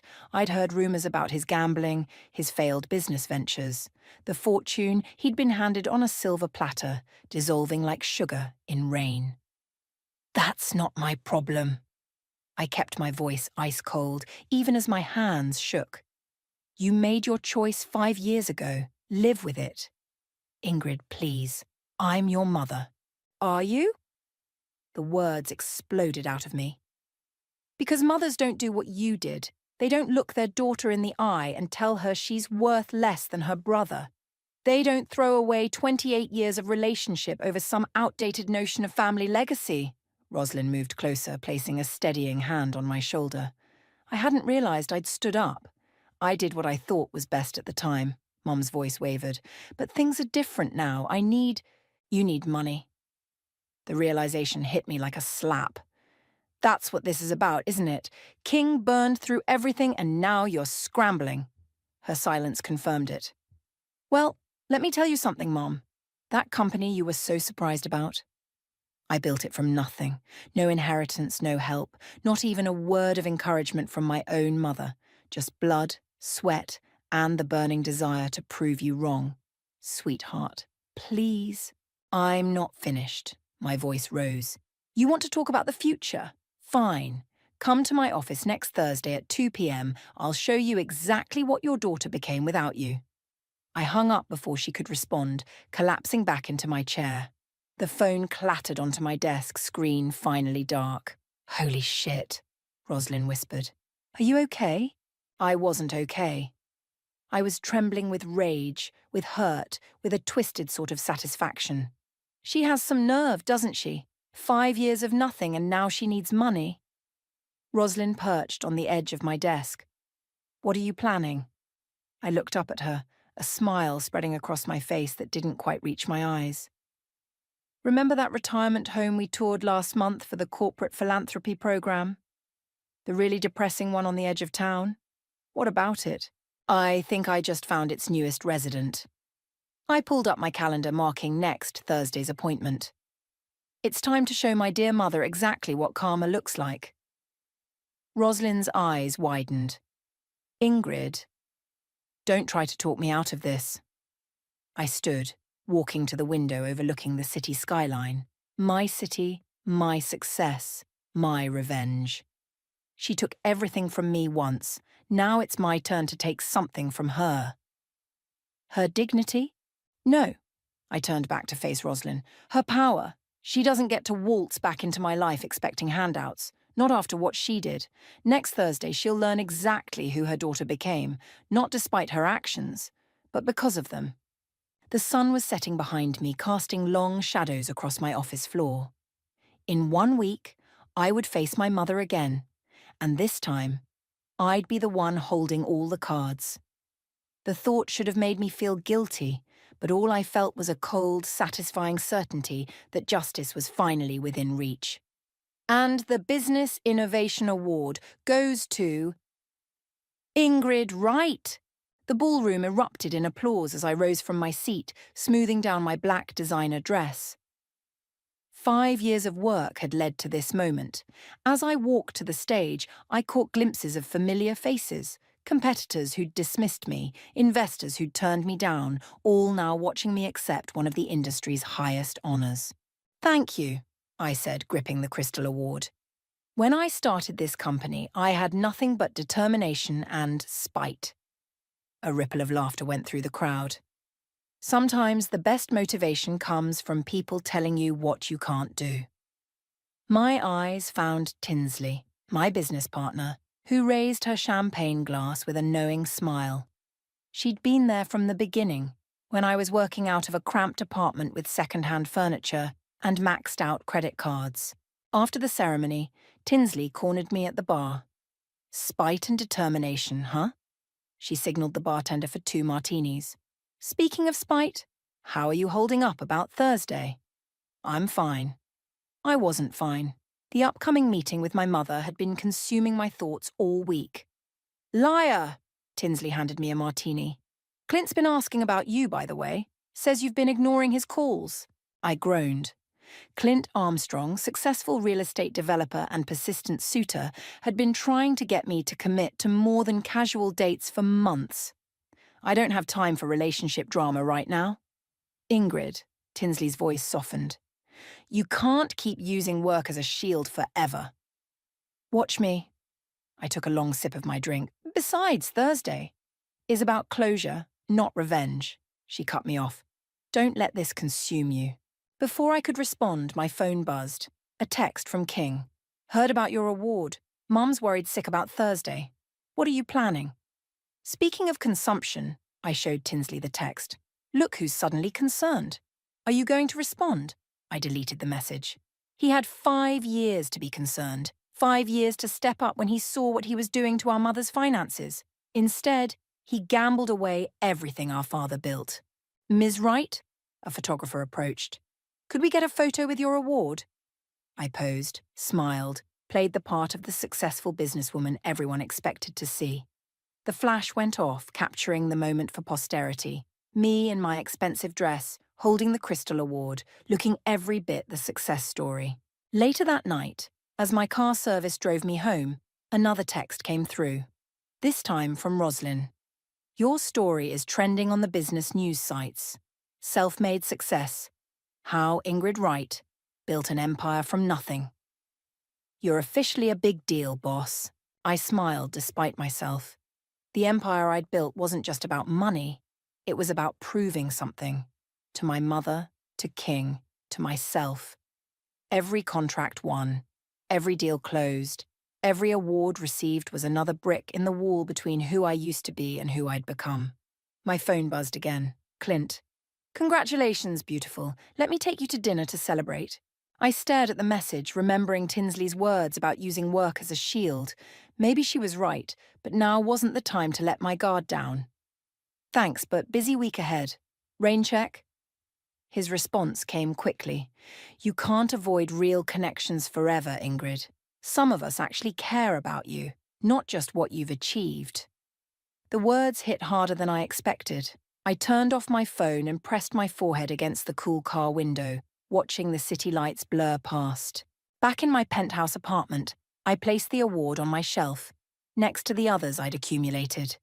Each one represented a victory, but tonight they felt hollow somehow. I walked to my home office and pulled out the folder I'd prepared for Thursday. Inside was everything. Bank statements showing the steady decline of the family estate under King's management, photos of the retirement home, and one-way ticket to a new life my mother never wanted. Justice, served cold and calculated. My phone lit up with a final message from Roslyn. "Just remember, revenge might feel good, but it won't heal what's broken. Love you, girl. Get some sleep." I closed the folder and poured myself a nightcap. Tomorrow I had meetings, contracts to review, an empire to run. But in my mind, I was already in Thursday's confrontation, finally saying all the things I'd held back for 5 years. The award caught the light from my window, sending crystal reflections dancing across the wall. Success was supposed to be the best revenge, but somehow it wasn't enough. Not yet. Thursday would change that, or at least, that's what I kept telling myself as I stared out at the city I'd conquered, feeling more alone than ever. Thursday arrived with the weight of an executioner's axe. I stood at my office window watching the street below, waiting for my mother to arrive. The folder sat on my desk like a loaded gun. "Your 2 o'clock is here." My assistant's voice crackled through the intercom. I smoothed my blazer. "Send her up." The door opened, and there she was. 5 years had aged her more than I expected. Her hair was completely grey now, her designer clothes replaced by department store bargains. But her eyes, those manipulative, calculating eyes, hadn't changed a bit. Ingrid. She stepped forward, arms outstretched for a hug I didn't offer. Your office is impressive. Have a seat, Mom. I gestured to the chair across from my desk, maintaining the formal distance between us. She sat clutching her worn purse like a lifeline. I saw the news about your award. I always knew you had potential. Stop. I held up my hand. Let's not pretend you believed in me. We both know why you're here. I made mistakes, she admitted, her voice trembling. But I'm still your mother. Surely that counts for something. Before I could respond, my office door burst open. Roslyn rushed in, slightly out of breath. Sorry to interrupt, but King is in the lobby, demanding to come up. My mother's face lit up. You should let him join us. We could be a family again. No. I pressed the intercom. Security, please escort my brother out of the building. Ingrid! Mom stood up, outraged. He's your brother. Is he? Because last time I checked, brothers don't steal their sister's inheritance and gamble it away. I pulled out the folder. Speaking of which, let's talk about why you're really here. Her face fell as I spread out the documents, bank statements, property assessments, newspaper clippings about King's failed ventures. How did you get these? She whispered. Money buys excellent investigators. I leaned forward. Did you really think I wouldn't find out? That King lost everything? That you're facing foreclosure on your condo? Roslyn lingered by the door, watching the scene unfold. My mother's hands shook as she picked up one of the bank statements. We can fix this, she pleaded. Together, as a family. You're successful now, you could... Help? I laughed bitterly. Like you helped me? By leaving me with nothing while King destroyed everything Dad built? I thought he would take care of both of us. Tears welled in her eyes. He promised. And you believed him because he was the son, the man of the family. I stood up, walking to my awards shelf. While you were believing in him, do you know what I was doing? Working 18-hour days, living on ramen noodles, building something from nothing because my own mother decided I wasn't worth investing in. My phone buzzed. Clint again. I ignored it. Please, Mom whispered. I have nowhere else to go. Actually, I pulled out the retirement home brochure. You do. Her face crumpled as she realized what she was looking at. You can't be serious. One-way ticket, small but clean room, 3 meals a day. I slid the admission papers across the desk. More than you gave me. Ingrid. Roslyn stepped forward, her voice soft. Maybe. No. I cut her off. This is happening. My mother stood up, anger finally breaking through her facade of remorse. I raised you better than this. You raised me to be exactly this. I met her gaze steadily. Calculated, ruthless, focused on what I deserve. Remember those lessons, Mom? The ones you taught me while explaining why King deserved everything and I deserved nothing? A commotion outside drew our attention. King's voice carried through the door, arguing with security. Mom moved toward the sound, but I blocked her path. Sign the papers, I said quietly, or leave with nothing. Your choice. She stared at me for a long moment, tears streaming down her face. What happened to my little girl? She grew up. She learned. She succeeded. I pushed the papers closer. Despite you, not because of you.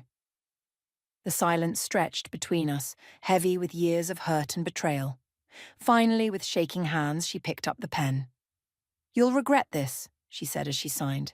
Someday, you'll understand what family really means. I already do. I gathered the signed papers. That's why I'm doing this. As security escorted her out, Roslyn touched my arm. Are you okay?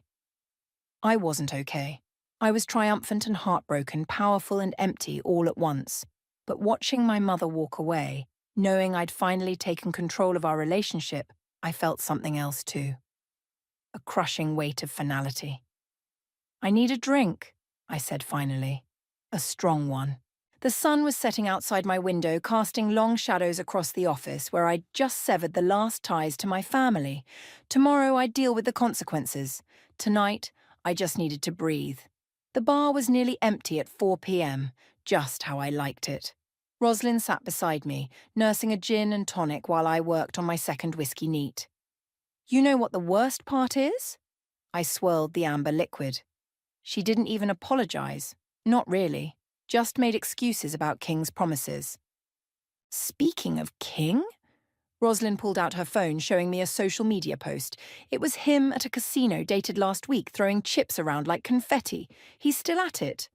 Of course he is. I downed the rest of my drink. Dad's probably rolling in his grave.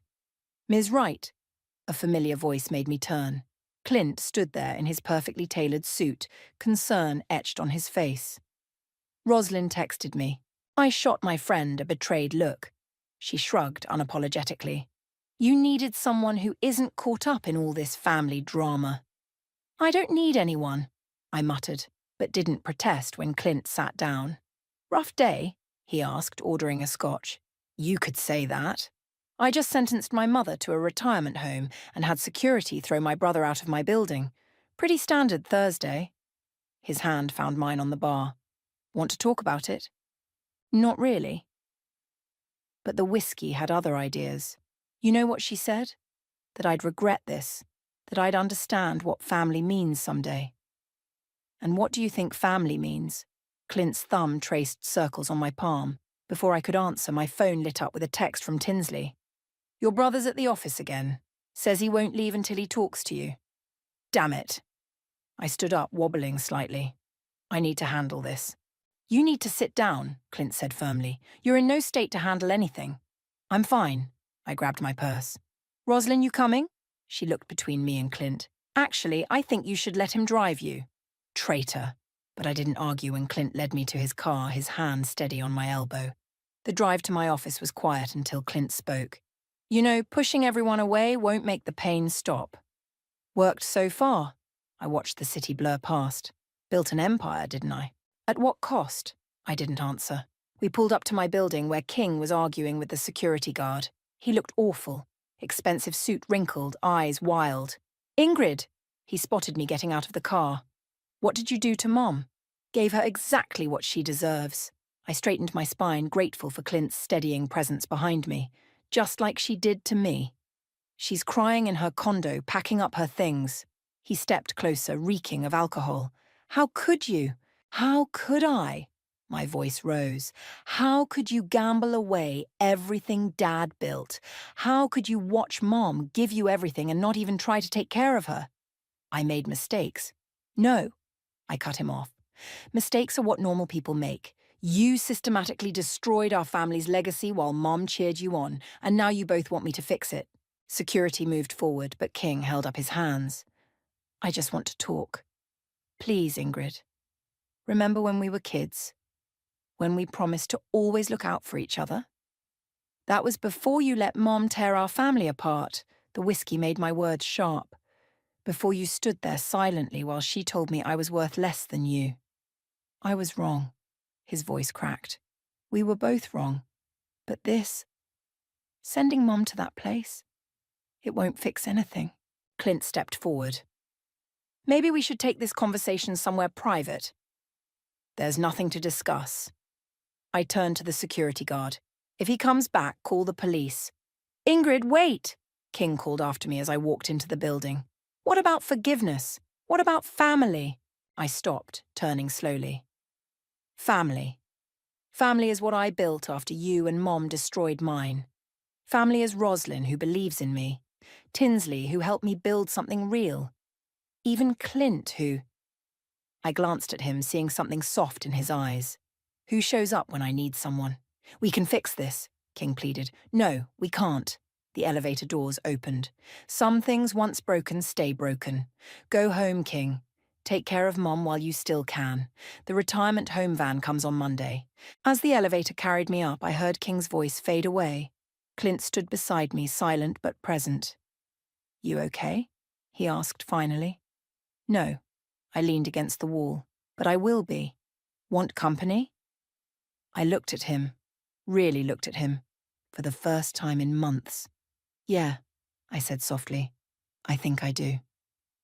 The elevator continued its climb, carrying me away from the wreckage of my old family and toward something else. Something that felt almost like hope. "You're doing what?" Tinsley slammed her coffee mug down on my desk. "Ingrid, you can't seriously be considering dinner with Clint tonight. Not with everything else going on." "Why not?" I kept scrolling through emails. "Life goes on, right? Life goes on. 3 days ago, you sentenced your mother to a retirement home. Your brother's having a meltdown, and now you're going on dates." I finally looked up. "What do you want me to do, Tinsley? Sit at home and cry about my broken family?" "No, I want you to process what's happening instead of—" My phone buzzed. Mom's number. I declined the call. "That's the 3rd time today," I said. "She's getting desperate. Can you blame her?" Tinsley perched on my desk. "Monday's coming fast."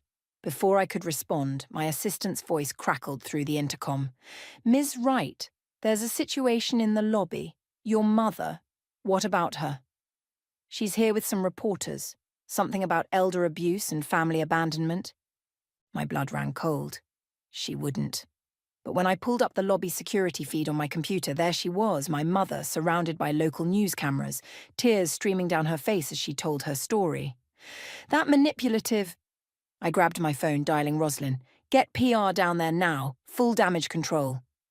"Already on it," Roslyn replied. "But Ingrid, this looks bad. Really bad." I watched the scene unfold on my screen. Mom was playing it perfectly. The devastated mother, betrayed by her successful daughter, abandoned in her time of need. "Should we call security?" Tinsley asked. "No." I stood up. "That's exactly what she wants. More drama for the cameras." I straightened my jacket. "I'm going down there." "Ingrid, wait." But I was already moving, anger propelling me forward. The elevator ride felt endless. When the doors opened to the lobby, camera flashes nearly blinded me. "There she is," Mom's voice carried across the space. "My daughter who built her empire on the backs of her family." I walked straight toward her, my heels clicking against the marble floor. The cameras swung to follow me. "Mom," I said evenly, loud enough for the microphones to pick up. "Let's talk about family, shall we? Should we start with how you disinherited me, or how you watched my brother gamble away our father's legacy?" Her face faltered. This wasn't part of her script. "Ms. Wright," one reporter stepped forward. "Your mother claims you're forcing her into a substandard retirement facility. The same facility where our company sponsors senior care programs?" I smiled coldly. "The one that costs more per month than most people's mortgages? That facility?" Mom's tears dried up remarkably fast. "Ingrid, please." "No, Mom. You wanted to do this publicly? Let's do it publicly." I turned to the cameras. 5 years ago, this woman gave my entire inheritance to my brother because, in her words, he's the man of the family. Now that he's lost everything, she expects me to bail them out. The reporter's interest visibly shifted. One of them already had his phone out, probably fact-checking my claims. "That's not..." Mom started, but I wasn't finished. "The retirement home isn't punishment. It's more than she gave me when she left me with nothing. It's more than she deserves after watching my brother destroy everything our father built." "Cut the cameras," one of the reporters muttered. This wasn't the story they'd come for. Mom stood there, her performance crumbling as her plan backfired. "I only wanted to talk to you." "No, you wanted to manipulate me." Again, I stepped closer. "But I'm not that little girl anymore, Mom. Your tears don't work on me now." The reporters were already packing up, their interest in the poor, abandoned mother story evaporating as the truth emerged. Mom watched them go, her face a mask of defeat. "Monday morning," I said quietly. "The van will be at your condo at 9 a.m. Try another stunt like this and I'll let everyone know exactly how you and King spent Dad's money." She flinched. "You wouldn't." "Try me." As security escorted her out, my phone buzzed. Clint. "Saw the news crews still on for dinner?" I looked at Tinsley, who had followed me down. "Go," she said softly. "You've earned a break from all this." "Thanks." I texted back a quick yes, then watched through the lobby windows as my mother's car pulled away. Her latest manipulation had failed, but Monday still loomed ahead. the day I'd finally closed this chapter of my life. "You okay?" Tinsley asked. "No." I turned away from the windows. "But I will be. Eventually." The lobby slowly returned to normal, but something had shifted. My mother's last desperate play had backfired, leaving her with nothing but the truth she'd tried so hard to hide. And me? I had dinner plans with someone who saw me for who I was, not what I could give him. Maybe that was progress, or maybe it was just another way to avoid dealing with Monday. Either way, I'd take it. Sunday night found me in my office staring at the retirement home paperwork. Tomorrow morning would change everything, and my stomach churned with a mix of satisfaction and dread. "You're here late." Clint's voice startled me. He stood in the doorway holding takeout bags. "Thought you might need dinner." "How did you get past security?" He smiled. "Roslyn called. Said you've been holed up here all weekend. Spying on me now?" But I was already clearing space on my desk for the food. "Caring about you." He set out containers of Thai food. "Want to talk about tomorrow?" I picked up my chopsticks. "Not really." "Okay." He opened his own container. "Then let's talk about us." "Clint. 3 dinners, 2 lunches, and now I'm bringing you late-night comfort food." He met my eyes. "What are we doing, Ingrid?" Before I could answer, the office door burst open. King stumbled in, clearly drunk. "Security!" I stood up, but King held up his hands. "Wait, please!" He steadied himself against the wall.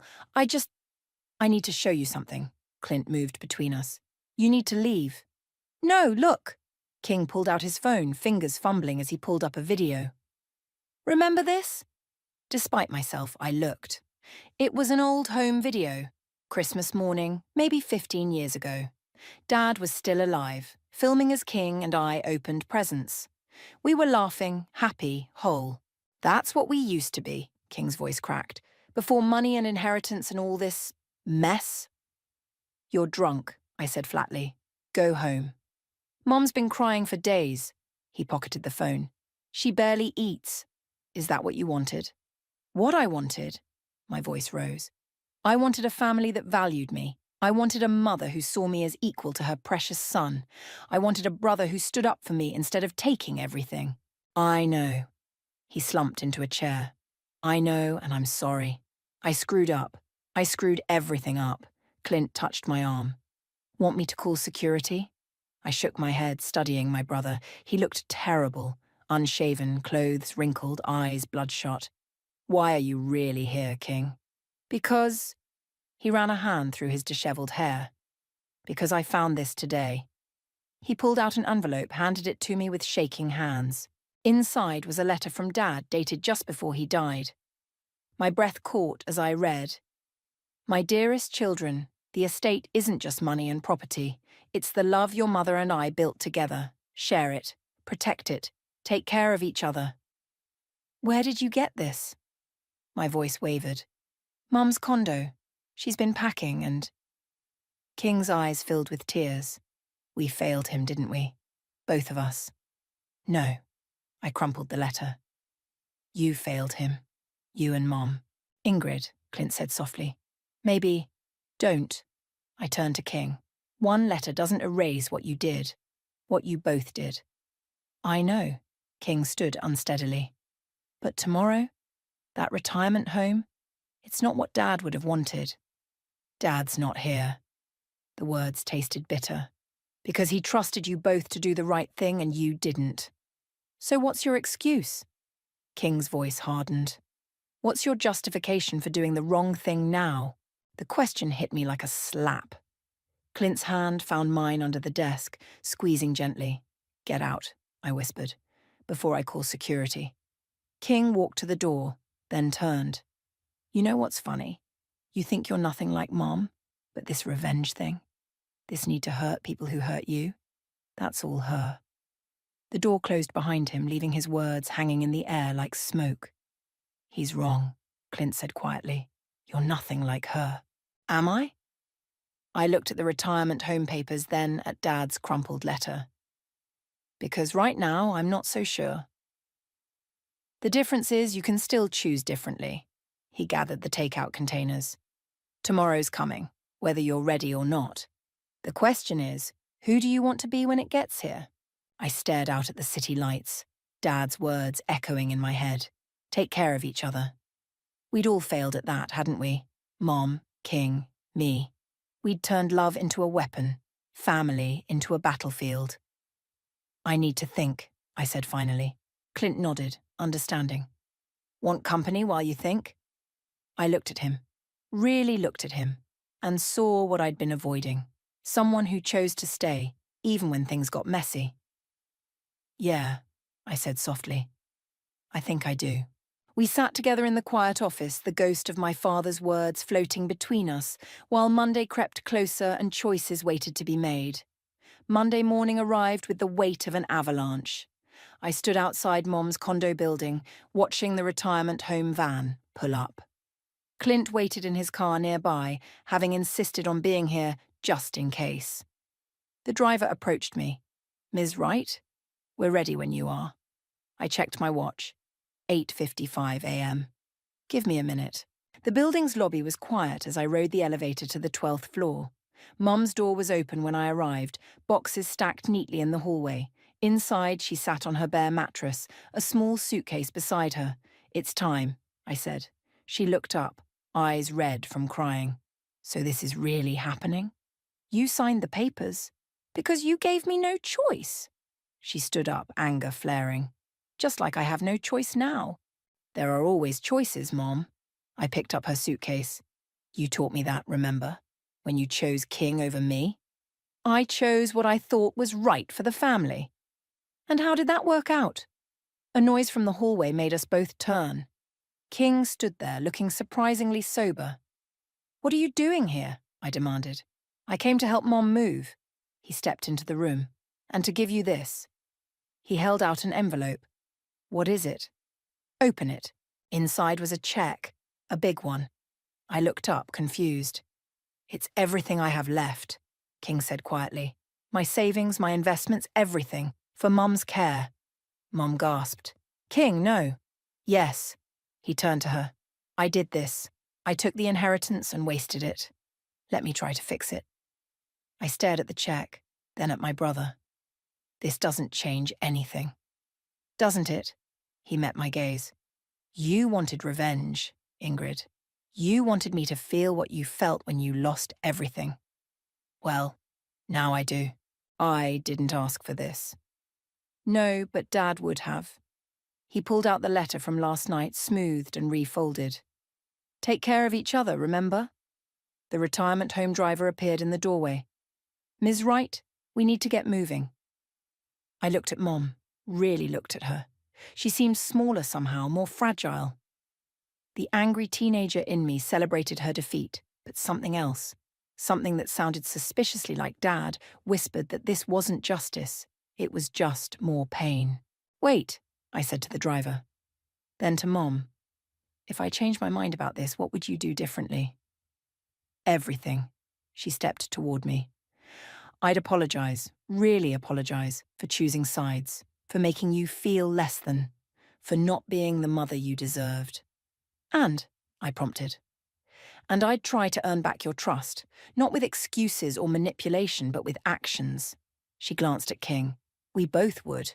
I pulled out my phone, dialing quickly. Roslyn, remember that downtown condo project Clint's company is developing? The one with the senior living floor? See if there's a unit available. Mom's eyes widened. Ingrid, this isn't forgiveness. I cut her off. Not yet. But maybe it's a start. King moved to hug me, but I stepped back. Don't. This is conditional. You both need to prove you mean what you say. Anything, Mum whispered. Weekly family therapy, both of you. And King, that check? It goes into a trust I control for Mom's care and living expenses. No more gambling. They nodded, hope replacing desperation in their eyes. And Mom? I met her gaze.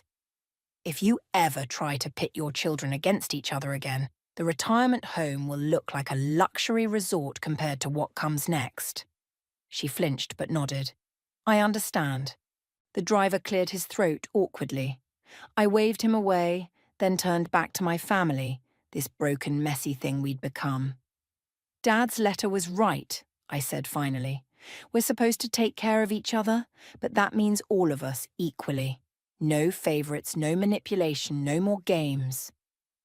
Through the window, I saw Clint getting out of his car, concern evident even from 12 stories up.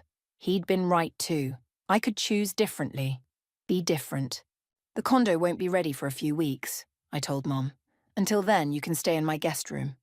If, I added quickly, you respect my boundaries.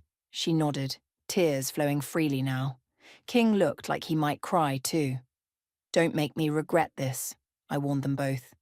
As we left the condo, Mom to my car, King to help with the boxes, I felt something shift. Not healing exactly. Not yet. But maybe the beginning of something new. Something that honoured Dad's memory better than revenge ever could. Clint met us at the curb. Everything okay? I looked at my strange, damaged family, then back at him. No, I said honestly, but maybe someday it will be. And how does that make you feel, Ingrid? Dr. Patterson leaned back in her chair, watching me carefully. I glanced at Mom and King sitting across the room. This was our 10th family therapy session, and somehow it still felt like pulling teeth. Honestly, I shifted in my seat. I'm tired. Tired of being angry, tired of holding on to the past. That's progress, the therapist smiled. Last session you couldn't even admit to being angry. Mom cleared her throat. I have something to say. She pulled an envelope from her purse. I've been working on this for weeks. She handed it to me. Inside was a deed to the family estate. I don't understand, I said. King lost this in the bankruptcy. No, King spoke up. I sold it before the bankruptcy, to a holding company owned by Mom. With the money you gave her for living expenses, I felt my anger rising. Let me finish. Mom touched my arm. I bought it back because it never should have been divided in the first place. Your father wanted it shared. She pulled out another document. This puts the estate in both your names, equally. Dr. Patterson nodded approvingly. That's a significant gesture, Yvonne. It's not enough, Mom continued, but it's a start, a real one this time. I stared at the papers, emotions warring inside me. I don't need this anymore. I built my own life. We know, King said softly. That's why we think you should decide what happens to it. The room fell silent as I processed his words. Through the window, I could see Clint waiting in his car, my steady support through all these sessions. Sell it, I said finally. Use the money to start a foundation in Dad's name for families torn apart by inheritance disputes. Mom's eyes filled with tears. That's perfect. But, I held up a hand, I want to be clear about something. This doesn't fix everything. Trust takes time. We know, they said in unison. Dr. Patterson smiled. This feels like a good place to end today's session. Any final thoughts? I stood up, gathering my things. Just one. Mom, dinner at my place tonight? Clint's cooking. Her face lit up. I'd love that. Outside, Clint opened his car door as I approached. How'd it go? Better than expected. I showed him the papers. Want to help me start a foundation? He pulled me close. I want to help you do anything. Careful what you wish for. I kissed him quickly. I'm still not easy to love. Good thing I like a challenge. From the clinic steps, I watched Mom and King walk to their separate cars. We weren't fixed. Maybe we never would be completely, but we were trying. Really trying.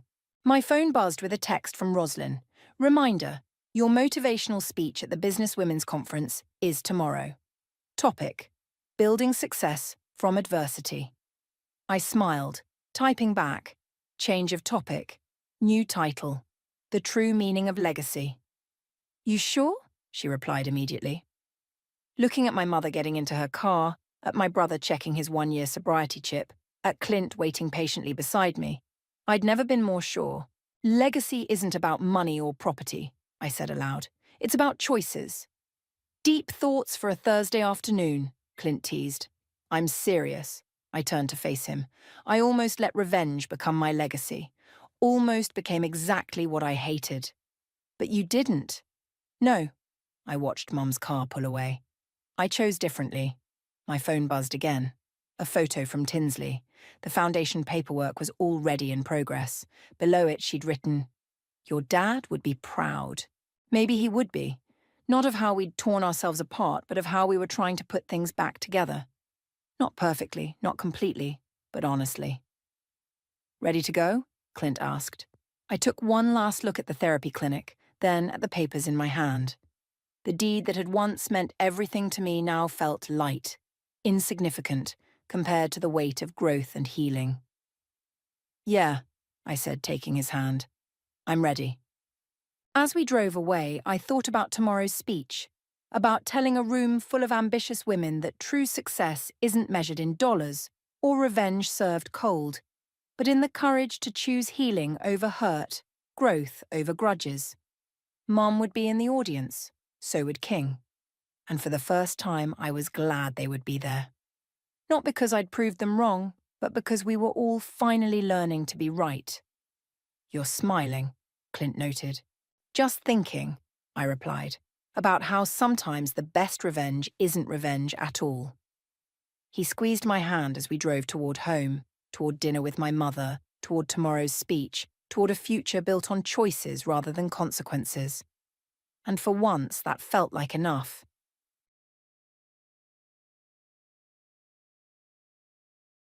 She's your responsibility now. Those were the exact words my mother said to me. I can still hear her voice, cold, tired, and completely uninterested.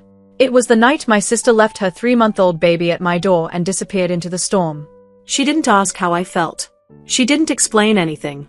She didn't even look back at her baby. She just placed the car seat in my hands, like it was nothing, and walked away into the rain. And just like that, my entire life changed. 10 years later, those same people sat across from me in a courtroom, acting like victims. They claimed I had kept them away from the child. They spoke so easily, like the truth didn't matter. But I was sitting there with something they didn't know about, a sealed folder filled with everything they had tried to hide. And when I finally stood up to speak, everything changed. Because the truth I carried wasn't just painful, it was powerful. Before all of this, my life was simple, quiet, predictable. I worked long hours as a pediatric nurse. My days were exhausting, but in a steady, manageable way. I would come home to my small apartment, heat up leftovers, water my plants, and fall asleep to the soft hum of the radiator. I never imagined becoming a mother. And definitely not like this. Not in the middle of the night, not with a baby left at my doorstep, not without a choice. But life doesn't ask for permission. It just happens, and waits to see what you do next. That night felt unreal. One moment, I was folding laundry while a storm raged outside. The next, I was staring at a tiny baby sitting in a car seat, soaked from the rain. A small, crumpled note was tucked beside her hand. She looked so fragile, so helpless. Her breathing was soft and uneven, like she already knew she had been left behind. My hands were shaking as I picked up my phone and called my parents. I needed help. I needed someone to care. My mother answered quickly, but instead of concern, she sighed like I was bothering her. Then she said the words I would never forget. "She's your burden now." And then the line went dead. My father didn't even come to the phone. That silence after the call, it was heavy. Final. That was the moment I understood something clearly. No one was coming to help me. Not my parents. Not my sister. Not anyone. It was just me. And a baby who had no one else in the world. The first 2 days were a blur. I didn't sleep. I didn't know what I was doing. I learned how to make bottles by watching videos while crying. I went out early in the morning with the baby tucked inside my jacket because I didn't even own basic things for a child. Everything changed overnight. But slowly, something inside me changed too. What started as responsibility turned into care. Then care turned into love. Real, deep love.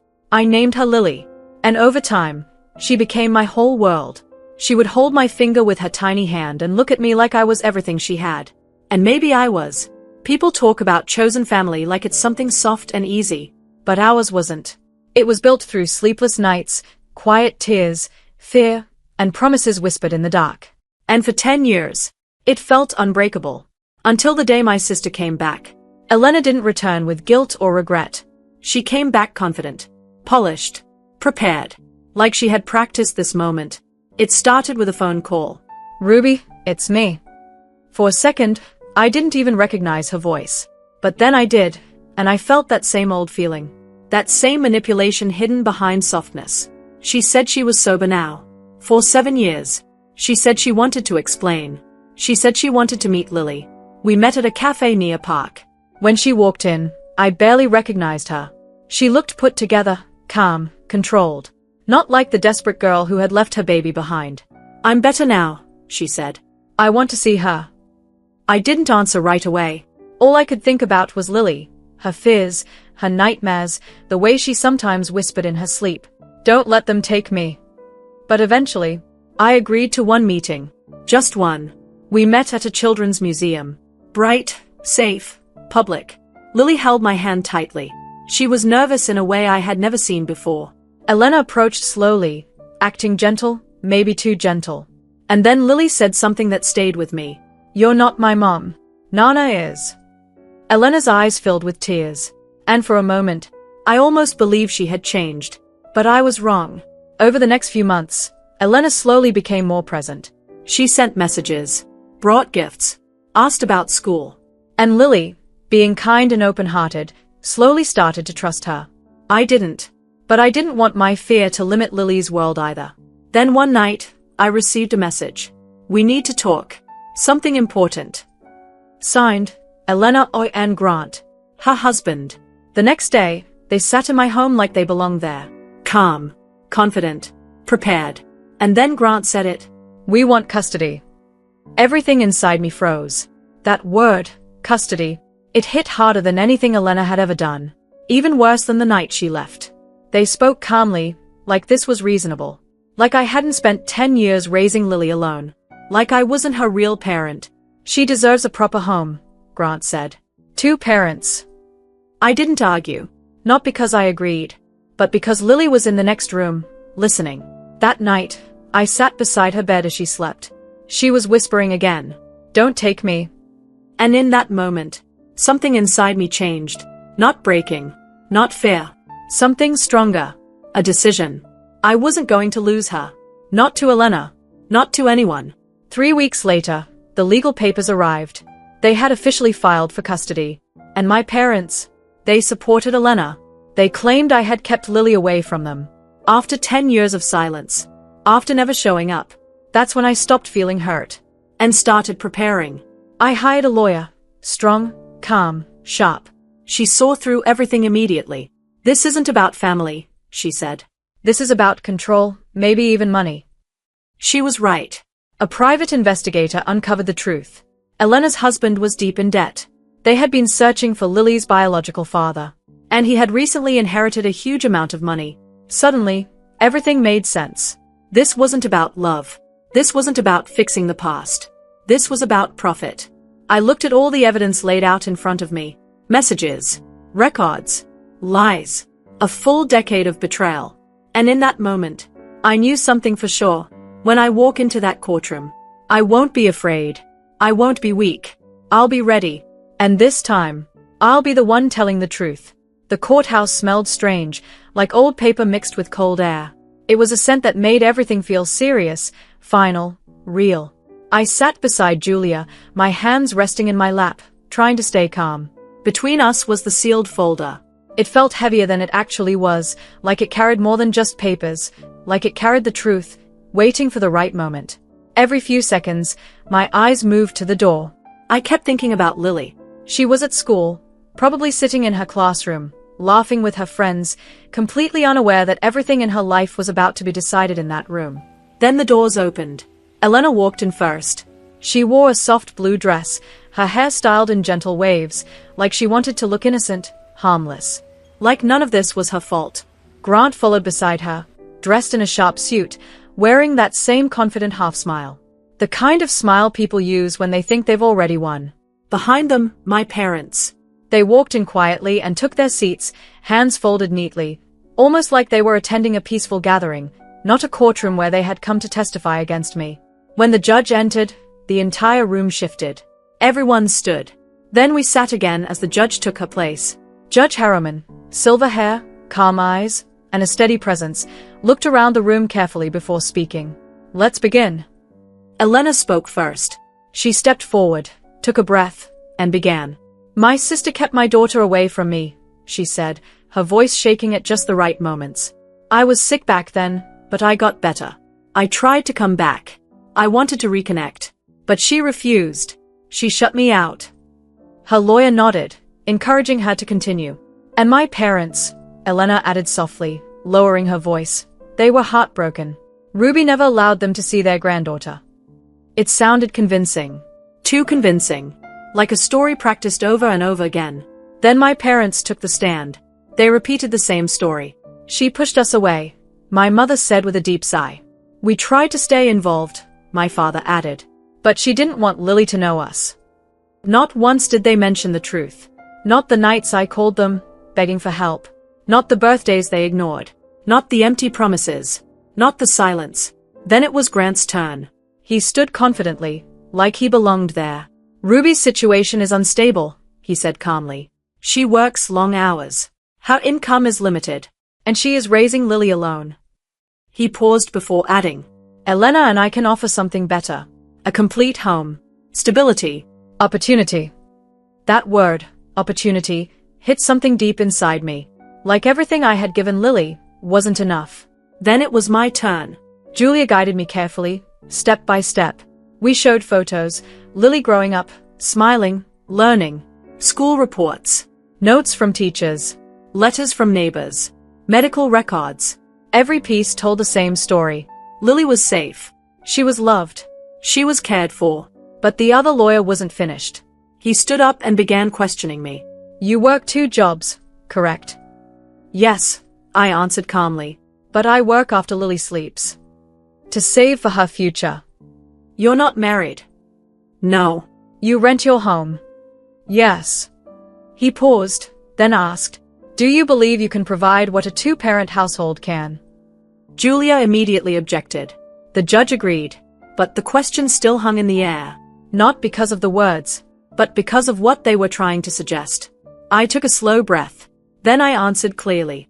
I can give her everything she truly needs. Safety, stability, love. The things she has only known with me. The judge watched me carefully. Her eyes weren't harsh, just thoughtful. She wasn't just listening to words. She was trying to see the truth. When everything seemed finished, the judge asked, does the respondent have any additional evidence? Julia nodded. Yes, Your Honor. We do. My heart started beating faster. This was it. The moment everything would change. Julia picked up the sealed folder. May I approach? Proceed. She placed it gently on the judge's desk. The sound was soft, but it felt loud in the silence. Elena frowned. Grant shifted in his chair. My parents leaned forward. The judge opened the folder. She read the first page. Her eyebrows lifted slightly. The second page. She inhaled slowly. The third. Her expression hardened. What is this? She asked, her voice calm but sharp. Julia answered. Verified findings from a licensed investigator. Financial records, communication logs, and search history, all obtained legally. This evidence directly contradicts the statements made in this courtroom. Elena's face lost its color. Grant's jaw tightened. The judge kept reading. Then she looked up. Miss Morgan, she said, looking directly at Elena, were you aware that your husband has been searching for Lily's biological father? Elena blinked, confused. What? The judge continued. Were you aware that this man recently inherited a large estate, and that your husband began searching for him immediately afterward? Grant tried to speak, but his lawyer quickly stopped him. Elena's voice shook. I didn't know everything. The judge's expression sharpened. That is not what your messages suggest. Then she turned to my parents. And can you explain why your phone records show years of contact with Elena, despite claiming you had no idea where she was? They froze. My mother struggled to speak. My father wiped sweat from his face. I do not tolerate lies in this court, the judge said firmly. Especially when a child is involved. Julia placed another document forward. Additionally, Your Honor, there are reports from Lily's school counselor. They show severe anxiety linked to the fear of being separated from her primary caregiver. That hit harder than everything else. The room went completely silent. The judge closed the folder. Then she looked at me. Please stand. My legs felt weak, but I stood anyway. "The court recognizes your 10 years of consistent care," she said. "Lily sees you as her true parent. Removing her from your home would cause serious emotional harm." I could barely breathe. Then she said the words I had been holding onto all along. "Custody remains with you." A small, broken sound escaped my lips. Relief. Shock. Everything at once. "Miss Morgan," the judge continued, looking at Elena, "you will be allowed supervised visitation only, under strict conditions." Grant stood up suddenly. "Your Honor." "Sit down," the judge said sharply. "Your financial motives are documented. This matter will be reviewed further." My parents stared at me like they didn't recognize me anymore. "Court is adjourned." The gavel came down once. Clear. Final. Everything after that felt blurry. People moving. Chairs scraping. Voices whispering. Elena walked toward me slowly. Her eyes were red.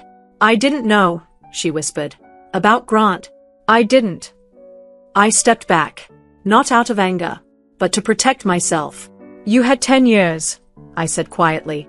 10 years to come back for her. You didn't. You came back for money." She didn't argue. She didn't deny it. And as I walked out of the courtroom, sunlight poured through the tall windows.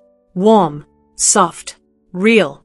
I stepped out of the courthouse doors slowly, like someone who had been underwater for years and was finally able to breathe again. The sunlight hit my face, warm and steady, almost unreal after everything that had just happened inside. For a moment, I just stood there, still, letting it sink in. My phone buzzed in my hand. I looked down. It was a message from Lily's art teacher. There was a photo attached. Lily was smiling, wide, bright, full of life. In her hands, she held a drawing. It was us. Just the two of us. Standing side by side, holding hands under a big yellow sun. At the top, she had written in messy, colorful letters, "My family." My chest tightened. Not from fear this time, but from something softer. Something peaceful. We weren't a family because of blood. Not because of obligation. Not because of anyone's approval. We were a family because we chose each other. Every single day. I let out a long breath. The kind you don't realize you've been holding for years. We were safe. Finally. And this time, I didn't have to fight. The truth had done it for me. The weeks after the court decision felt different. Quiet, but in a good way. Like life was finally settling into something steady. Something right. Lily started sleeping peacefully again. No more waking up in the middle of the night. No more whispers of fear. No more small hands gripping my arm like I might disappear. Mornings became easier too. At school drop-offs, she no longer clung to me. She smiled, waved, and walked inside with confidence. Like a child who finally felt secure. Even her drawings changed. Before, they were filled with dull colors, grays, dark blues, messy lines. Now, they were bright. Yellows like sunlight. Blues like clear skies. Soft greens and warm colors that felt alive. It was like I was watching her heal in real time. And it was the most beautiful thing I had ever seen. I met my parents once after everything. We chose a quiet cafe, neutral ground. There were no raised voices. No arguments. No dramatic moments. Just distance. A quiet understanding that things had changed forever. They asked to be part of Lily's life again. This time, I didn't hesitate. I set clear boundaries. Supervised visits. Complete honesty. No manipulation. No lies. They agreed, but I could see it in their faces. They finally understood something they never had before. They no longer had control. Elena's life changed too. She filed for divorce from Grant not long after the case ended. Quietly. Without attention. A few days later, she sent me a message. Short. Simple. An apology. She didn't ask for forgiveness. She didn't make excuses. And I didn't forgive her. Not yet. Maybe not ever. But I didn't close the door completely either. For Lily's sake. I left a small space open. Just enough for something better to grow. If it ever could. Julia helped me complete all the legal paperwork. Everything was finalized. Strong. Secure. Unbreakable. No one could challenge Lily's place in my life again. One evening, Lily and I sat on our small porch. The sun was setting, painting the sky in soft orange and pink. We were eating ice cream, laughing about something silly. She leaned her head against my shoulder. "Mom," she said quietly, "we're okay now, right?" I smiled and gently brushed her hair back. Yes, sweetheart, I said softly. We're more than okay. And for the first time in a long time, I truly meant it. the future didn't feel scary anymore. It felt open. Wide. Ours. Some families are built by blood. By names. By expectations. But others Are built through choice. through loyalty, through showing up again and again, even when it's hard. Ours was that kind of family. Not perfect. Not easy. But real. Lily and I had been through everything. Abandonment. Lies.